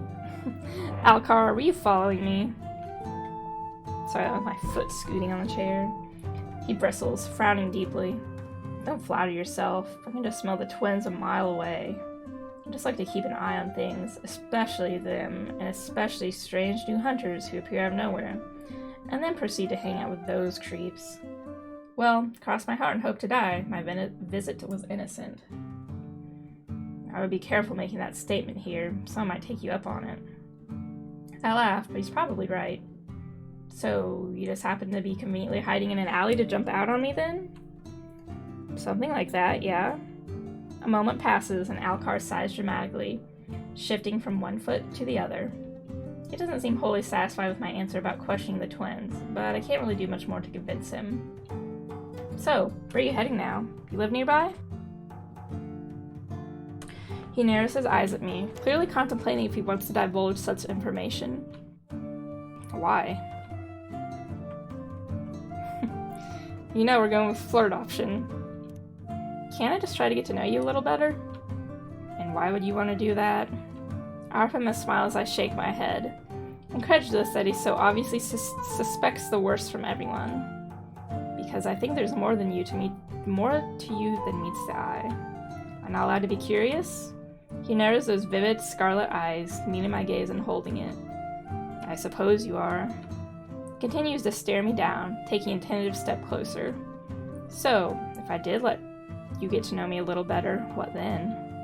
I contemplate his question carefully, taking him in, surveying him from head to toe. Well, for starters, I'd buy you some shoes. He smirks, his scarred lip curling at the corner. He looks handsome when he smiles a little softer. How thoughtful of you, but you wouldn't be the first to try. No? He shakes his head, wiggling his bare toes against the cobblestones. I run faster without. And you need to run often? If I told you, I'd have to kill you. We share a quiet laugh, something passing between us. It's warm, and I feel like I'm finally getting to experience the real Algar for the first time. Or, at least I hope. Funny. I'm a funny guy. He glances up at the sky, muttering something under his breath before he sets his gaze on me once again. It's getting dark, and there's a cold name with my drink on it at the Wolf. As much as I'd love to stay sitting in the middle of the street talking to Lunaris' new favorite person, I better dash. Hold on, I gotta stand up for a second. My blanket was stuck. Look at that fluffy tail. Woo, look at that face. Cutie. Cutie patootie. The finger guns. Let me get readjusted in my chair to a comfier position. I always sit crisscross applesauce in my chair.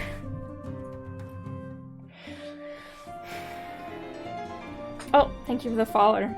Follow, Governor, I appreciate it. Yes, he is cocky hot anime boy. Oh, now I'm at 69 followers. Nice. He turns as he's about to leave, but he pauses, pointing at the Ibeck. The building looms over the town, and appears even more unsettling now that I know who resides there. Let me know if volume is still good on my voice. I adjusted where I was sitting. Now I'm like behind the mic instead of in front of it.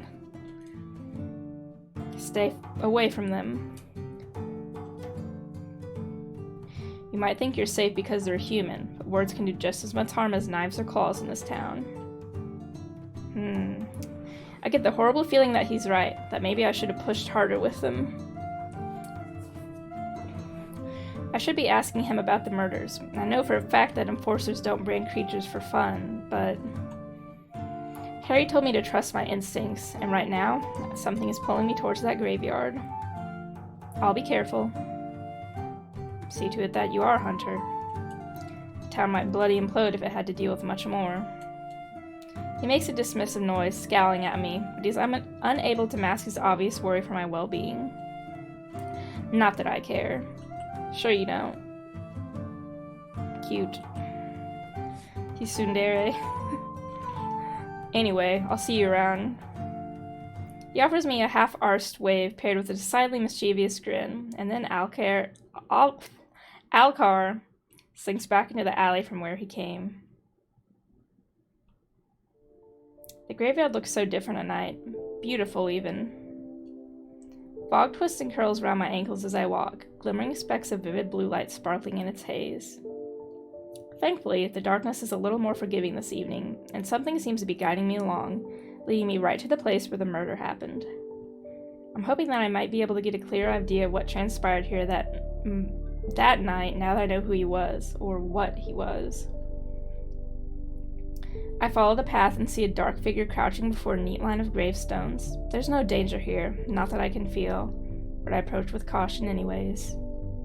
As I draw nearer, I recognize him. It's Finn. I'm no fool. I know he senses me here, but he doesn't flinch, keeping his gaze fixed on the dark forest that surrounds us. Let's give him space. I stand in silence and observe him, noticing the defeated set of his broad shoulders. He already seems different here to the man I encountered the other night in Ezra's shop. More stoic. He takes a deep breath when I know he doesn't need, and turns slowly. What brings you here this fine evening? Y'all, he's so cute. Oh, hanging on graveyards is just part of the job. He rolls his eyes playfully, offering a smile. Same, I mean, I relate to the people here a lot more than I do anyone else. I laugh and he joins me, his expression softening a little. For someone who requires no sleep, he looks tired, defeated. He needs a smooch. Do you really spend your free time hanging around graveyards like the vampires in all the storybooks? He gestures at the tombstones, shrugging. How else would I chat with my friends? He stares at me quite intently, smirk fading. The dull, golden glow of his eyes is strangely comforting in the darkness, and they glisten as he cocks his head, seemingly trying to suss me out. You know, I find it soothing. It's so peaceful, and humans can be so very loud. He pauses, looking up at the stars, and he smiles. It's nice. I look around us. The trees are swaying softly in the breeze, crickets chirping in the tall grass, not another living soul apart from myself, and Well, he might not be living per se, but he's here. You're right, there is something peaceful about it. Curiosity shines in his gaze, and he's apparently impressed by my answer. How are you coping with all of this? It must be overwhelming, starting fresh in a strange place. He pauses, his nose crinkling, pointed ears twitching. Especially as one as strange as this. I grin, agreeing with him wholeheartedly. I'm slowly getting the hang of it, I think. You're doing just fine, Outlaw. So tell me, why are you really here this hour? I really need to have a look around. I said something near where the body was found the night after I arrived. Yeah, there's definitely a strange energy here. He pauses, looking as though he's trying to decide if he should say what he's thinking. I can help you, you know. I mean, if you want an immortal opinion. How exactly can you help me? He huffs a quiet laugh, folding his arms across his chest. Well, would an excellent sense of smell and the ability to see things your human eyes cannot be of use? I feign disinterest, a playful roll of my eyes as he waits for my response. I suppose I shouldn't dismiss any help, but how do I know you're not the thing committing these horrible crimes? I've been told to trust no one more times than I can count. So tell me, Finn, why should I trust you? He offers me a wry smile, but sadness lingers in his gaze. Freedom. Freedom? He nods again, taking another unnecessary breath. I've been trying to be a better man since the day I died. My sire was a cruel man, a tyrant, and being around that for centuries does something to you. Where is he now, your sire? He swallows thickly, rubbing the back of his neck. It's almost a nervous gesture, and the first time I've seen him do anything that looked remotely human or graceless. Dead. Killed by your lieutenant general. I owe Harry my life. He freed me from Levi's shackles. He pauses, head tilted towards the night sky, and closes his eyes. I've done terrible things in my time, and I intend to pay penance for those for the rest of my days. I smile, something wicked, which, if you haven't heard, is forever. There are many things I long to ask him. He's seen so much, done so much, and I assume, lost so much. So, to answer your question again, I value doing the right thing above all else. Even if sometimes I need to stumble a little. Metaphorically, of course. I offer him a wry smile, watching him watch me. Spending more time with you would be nice. I'd be lying if I said I'm not curious to get to know him a little better. So, spending some time with you wouldn't be terrible, I suppose. He looks taken aback by my statement, but he recovers in record time.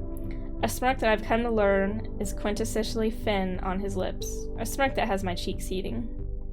You suppose, I step closer, his gaze burning into mine, and I feel a shiver roll down my spine, goose flesh prickling across my skin.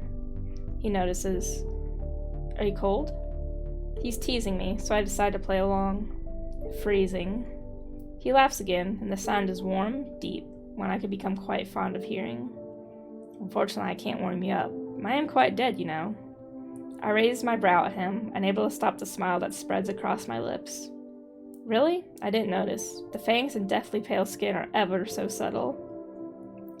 Another laugh, and he pokes the point of one of his fangs with the tip of his tongue before he speaks. I find myself watching the movement quite intently. I don't think I've been called subtle before. Well, there's a first time for everything. He narrows his gaze, apparently contemplating his next sentence quite carefully. You're different, aren't you? I like different. I clear my throat, snapping myself out of this little daze I appear to have lulled myself into. We should... He smiles, wider this time. He's handsome bathed in moonlight, even more so than the artificial light of the shop. It's distracting. He's apparently quite distracted himself, clearing his throat before he next speaks. Yes, we should. He's too cute, we're distracted. I brush past him, a little closer than necessary, another shiver overtaking me as I feel his cool skin against my own. Bite me, woo. Yes, please. I head for the crime scene, hyper aware of him following close behind, knowing his gaze is burning into me. We stop at the charred patch of grass. Finn bending to pick up one of the bloody shards of the shattered gravestones. He brings it to his nose, glancing at me before he gives it a sniff. He crinkles his nose, apparently repulsed by whatever scent he's picked up. He hands me the stone, wiping his hands off on his trousers. I suggest you keep that. That's nothing like I've smelled before, and I've smelled a lot of different things in my time. I throw him an accusatory glance before I turn my attention back to what he's handed me. I put it in my pocket for safekeeping. You can't pick up anything familiar at all, so it's not the victim's blood then? He shakes his head. Definitely not his. It smells off. If it's from a creature, it's certainly not one I've come across in my 600 years. Well, here goes nothing. I do exactly as I did last time, closing my eyes, concentrating, pouring all of my energy into seeking out that lingering memory. It's just as I remember, painful, loud, and I almost can't bear it as a deep, scared voice echoes in my mind. Leave while you still can. I feel a force pushing at me, but it's weak, nothing I can't handle, so I fight it and hold my ground. It's not hostile, but panicked. It's trying to tell me to go, to get out, to run. That just makes me want to stay all the more. I hear Finn saying my name, but it's quiet, distant, almost as if I'm underwater. Oh no, it's completed! You did it, Ohio. You got us to the goal. Oh. Now I gotta pick a day to play Donkey Kong 64.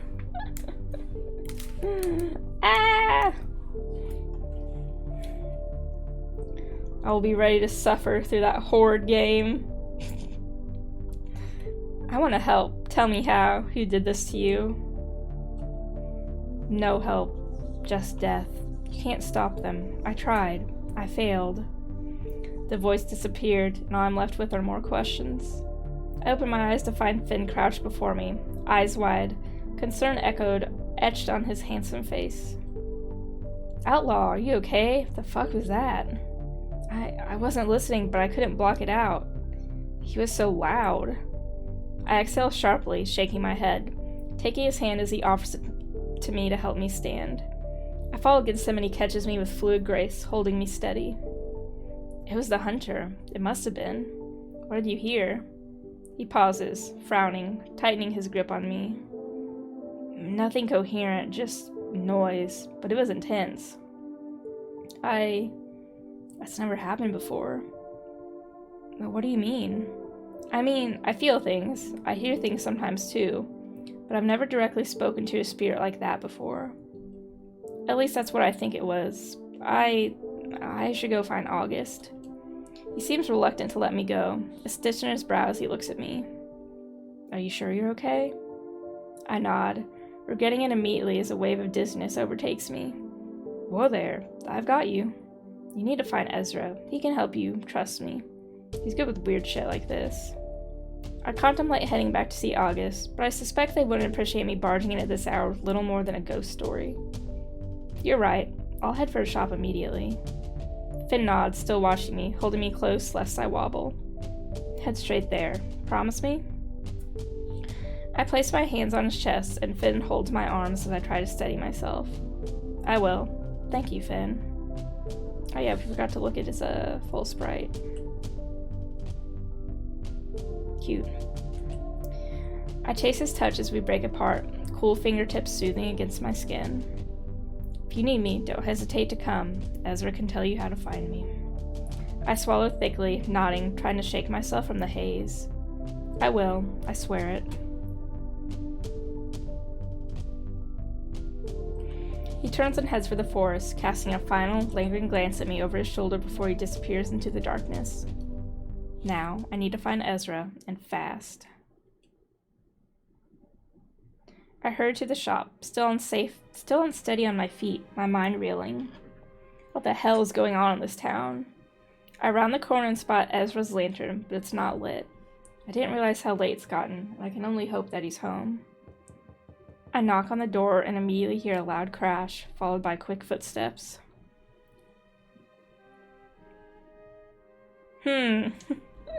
What's he doing here? Suspicious. The door cracks open slowly, and a sheepish face that's definitely not Ezra's peers. Hello. I'm taken aback by the sight of the demon, his eyes wide and wondrous as he stares at me, apparently trying to figure out what to say. Are you supposed to be in there, Omen? He holds the door a little tighter, knuckles bleeding white. Yes, I'm maybe kind of living here right now. Oh, really? He smiles shyly, his ears twitching. Ezra took me in when I had nowhere else to go. I don't stay here all the time, just when I need to. I see. Well, is Ezra here? He shakes his head, opening the door a little more. No, he went out. He said he wouldn't be long, but I don't know exactly when he'll be back. His eyes widen a little more as he's remembered something, mouth forming a little O. Sorry, would you like to come in? I contemplate rushing off to continue my search for Ezra, but I'd be stupid to miss a chance to find out a little more about this curious demon. I'd love to, but just for a moment. There's a neat little pile of cushions arranged on the rug in the middle of the shop, and a handful of empty wrappers that I can only assume were once filled with treats. Omen rushes to pick the wrappers up, crunching them into a ball, his tail swaying as he sticks them into a small bin hidden behind the corner. He seems oddly at home here, so I assume he's telling the truth about staying here often.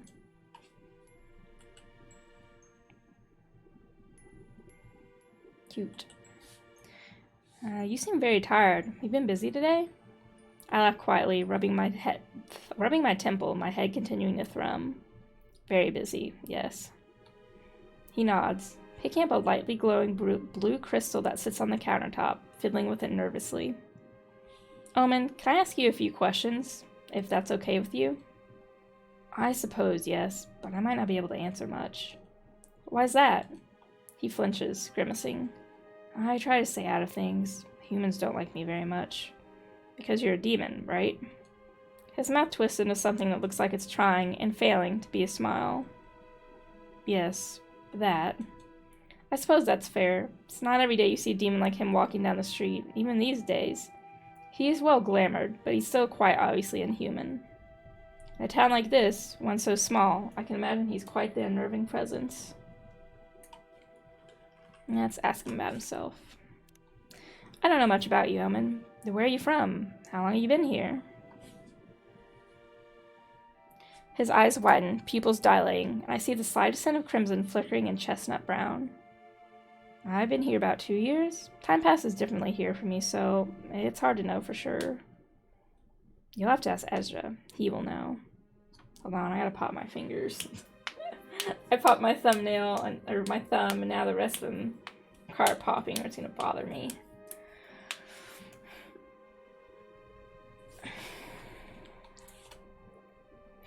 I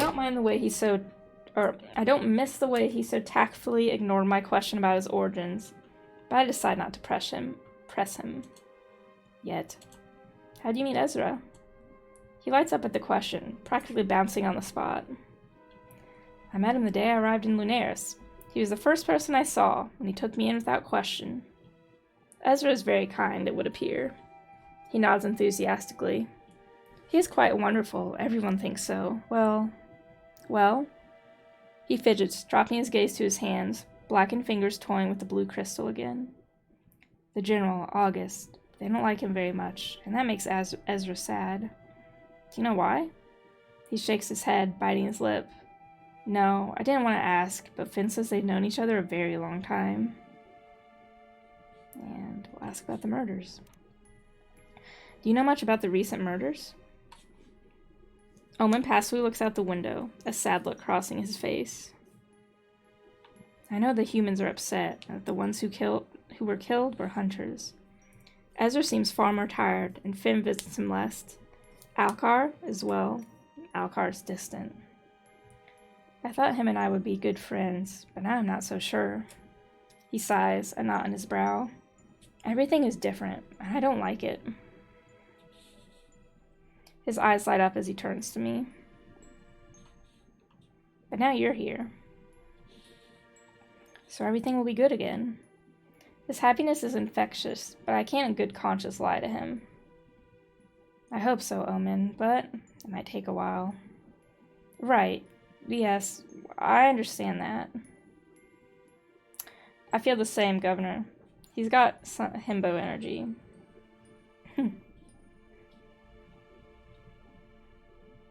He fidgets where he stands, gaze falling to a place where I know Ezra's living area is situated.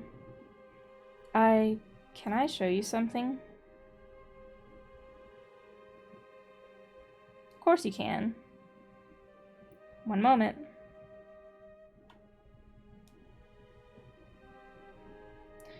He dashes through the curtain that separates the front of the shop with the back, reappearing within seconds clutching a weathered notebook. Here I keep notes on things I find interesting, mostly humans, but also Finn, Alcar, Ezra. He trails off, looking wistful. I thought maybe it could help you. If you need to know stuff about certain people, I might have something here. Alright, Ohio. Have a good sleep. I think you're not streaming tonight, correct? So I won't see you tonight, but I might talk to you on Discord, so we'll see. Bye. Flirt. You said you write about things you find interesting? That's right.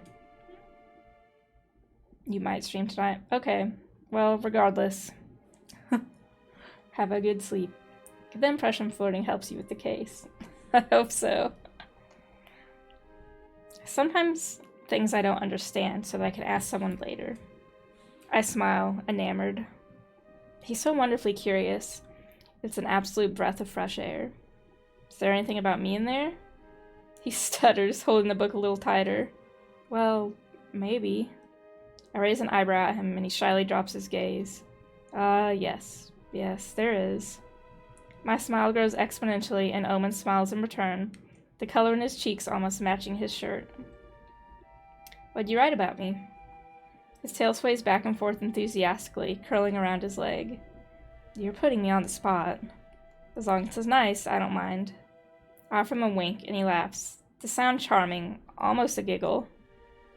Oh, it's very nice. Trust me. I sigh dramatically, watching him watch me. I have a feeling there will be more notes in his book this evening. Well, I guess I'll have to trust you if you're not going to show me. Never say never, Outlaw. I feel a sudden twang of pain in my temple again, the sensation unpleasant, burning. Outlaw, you okay? Omen rushes to my side, the notebook forgotten on the counter. He reaches for me, but he's hesitant. I can feel an impossible warmth radiating off his palm, but he withdraws his hand before he touches me. I'm fine, I really need to find Ezra. Do you have any idea where he could be? I don't know for sure. He usually goes to the market, the tavern, the catacombs. The catacombs? He nods, leaning closer. Yes, that's where the vampires are. He presses his finger to his lips, a human gesture that looks out of place, practiced. I would try the tavern first, though. He did mention he needed a drink. He likes wine after a busy day in the shop, and today it was very busy. Thank you so much, Omen. I'd better hurry. I bid him a quick farewell and head back out into the darkness. Just in case, I'm going to do a save. Alright. I push my way into the tavern, scanning every table for that shock of white hair, and much to my relief, I see a friendly face. Ezra. He's noticed me already, his hand raised, beckoning me over to where he sits alone in a cozy spot in the corner. Now I want Ezra and Ezra fan art, of them just hanging out. His smile is bright and as wide as I remember, and I take a seat before him. It's good to see you, Outlaw. I hope the town hasn't scared you off yet? I raise an accusatory eyebrow at him, earning a laugh. Well, even if I was scared off, I can't really go anywhere, can I? You have yet to play the Arcana, but I can definitely consider it. Ooh. Cool. So far they seem similar, not exactly the same, but they're both cutie magicians with similar curly hair. Ezra smiles softly, but he seems restless. I suppose not, no. What's that like, being bound to do whatever you're told? Yes, Faust is very cute. Ball python inspired. She's the best. I contemplate his question for a moment, wondering just how honest I should be. Well, it is quite lonely, especially when you're torn from your previous post and dropped into a weird town full of strangers. And murderers. Don't forget those. He winks, a sparkle in his eye. And murders, yes. Well, I'm sorry you had to endure that. Loneliness is a terrible thing. He sits a little straighter, determined. But you shall be lonely no more. We've got you now. We're here for you. We? He rolls his eyes playfully, a hand over his heart. You wound me. Yes, we, myself and Finnegan, Piper, and well, maybe even August. I laugh as Ezra grimaces at that thought. Really though, you have people here. Some may be dead or just plain stubborn, but you have us. Thank you, Ezra. That means a lot. He shrugged it off, running his finger around the rim of his wine glass. The thing is that we've all been lonely at some point. Some of us always will be lonely, even surrounded by people. But even if there's the smallest chance that you can quell that with good company, then you should take it. He looks up at me. I wonder how such a human exists. He's kind, and possibly so. I find it very hard to believe it could ever be an act. So, you have friends here, Outlaw. The barmaid comes over and rolls her eyes, hand on her hip as she addresses me rather curtly. Drink? I'll have what he's having. I gesture at Ezra's half-empty wine glass, the dark liquid looking more than appealing. I'll have the same, please. She turns and wanders off with yet another roll of her eyes, and Ezra poorly stifles a laugh. Don't take it personally, that's Edna. She's notoriously, short. I grimace, and she returns with a glass of my wine. And as she returns with a glass of my wine, I nod politely. Thank you, Edna. Edna grunts, turning on her heel and throwing me a dismissive wave over her shoulder. Case in point. The wine tastes rich, sweet, and I savor the first gulp like never before. Are you okay? You seem tense. Well, I was actually looking for you. I need to tell you something, but promise me you won't think I'm crazy? You're talking to someone who lives in Lunaris. Try me. I take a deep breath and edge closer, checking no one is listening. Sorry, I had to move. I visited the graveyard the day I left your shop to see the crime scene. Oh, I did not mean to do that. I visited the graveyard the day I left your shop to see the crime scene, and I tried to get a feel for what happened there that night. Ezra leans in, eyes wide. And? I didn't really get much then, other than an overwhelming sense of loss, which is, well, quite normal, considering. But tonight I went back. Finn was there too, and I felt something different. Different how, exactly? I huff a laugh, knowing how ridiculous sounds, but in my line of work, I suppose it's normal. I heard him, Ezra, the hunter, the one who died. He spoke to me. Ezra's gaze darts around the tavern, and he sits back in his chair, running a hand through his hair. He wipes the look of shock off his face quickly, putting himself to rights. His voice is low when he speaks next, barely a whisper. You're sure? It was him? I nod. Positive. He told me to leave, but there's no hope. Ezra leans forward again, pushing his wine glass aside, placing his hand upon the table, his fingers twitching. Now's probably not the right time to flirt, but we're going to. I mirror his movement, placing my hand upon the table beside his, shamelessly needing comfort, contact. Ezra doesn't hesitate to take it in his own, the skin warm and soft as he squeezes it tightly. It's gonna be okay. We'll figure this out together. Exactly. Mood. I exhale sharply, feeling like I've been holding my breath ever since I sat in this chair. Thank you, Ezra. I don't know what I'd do without you, and I've only known you for a few days. It's okay. I'm used to taking care of people. It's my thing, I suppose. He softens his expression, drawing gentle, soothing circles on the back of my hand with his thumb. Besides, you're delightful. It's not like it's a chore. His cheeks darkened slightly, dusky rose against warm, freckle-dusted russet, and Ezra is impossibly enchanting. I'm glad you're okay, Outlaw. I'm here for you, always. Do you understand? I do, and I'm more grateful than you'll ever know. Another squeeze of my hand, and we part reluctantly.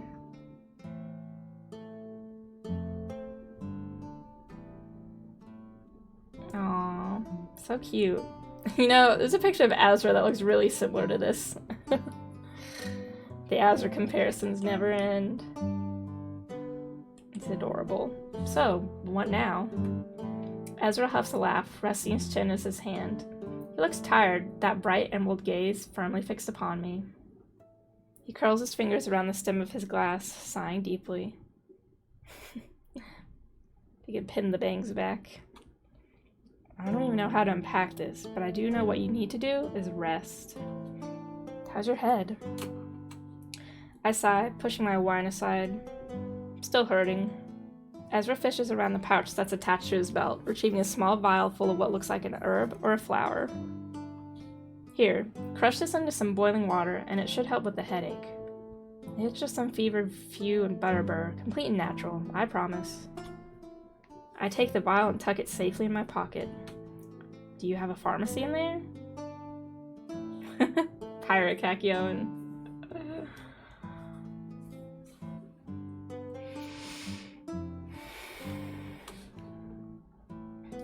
He laughs, softly. He laughs softly, shaking his head. What kind of witch would I be if I didn't carry around a cure for a migraine, I should head back to the shop. I left Omen unattended with the kitchen cupboard unlocked. He'll eat me out of house and home. I did check there before I came here. He's gotten into the sweets. Shit. And that's definitely my cue to leave. Now rest. Whatever you experience today will still have happened tomorrow. I know what you hunters are like. No matter how much of a bossy pants August is, your report can wait until morning. I smile at him as he stands. I promise, I'm drained. I need my bed more than ever right now. Plus, I need to decide how to put all of this into words. That changed everything for me, didn't it? Yes, I'm afraid it did, just... He sighs deeply, resting a hand upon my shoulder. Be mindful of who you share this information with, okay? There are eyes and ears everywhere. Good night, Outlaw. Good night, Ezra. I stare out of the window, and I spot the first snowflake falling from a star-dusted sky. Winter has arrived in Lunaris. My headache is persistent as I lay in bed, but nothing can possibly stop me from falling asleep after the day I've had. I finish the tea that I made with the flowers Ezra gave me, hoping that it begins to take effect. I close my eyes, but just before I drift off, a distant whisper. My name was James. End of chapter 2. Lunar Festival. Well, as much as I love to do another chapter, we're about to hit 4 hours and about 20 minutes, so I think I'm gonna call it for today. Simply because I have some writing commissions to do and whatnot. But thank you for tuning in. I appreciate it. Oops, I forgot to update the weekly schedule again. Oh, really cool. I will in just a moment once I end. Because I woke up so late. Friday, 8:14. Thank you for watching, and thank you again for the follow, Governor. I will be live tomorrow at 2 p.m. with Pokemon Platinum, and then on Sunday I'll be live at 6 p.m. with 2064 Read-Only Memories. But I hope you all have a good week, day, and I'll see you tomorrow, hopefully. Bye-bye.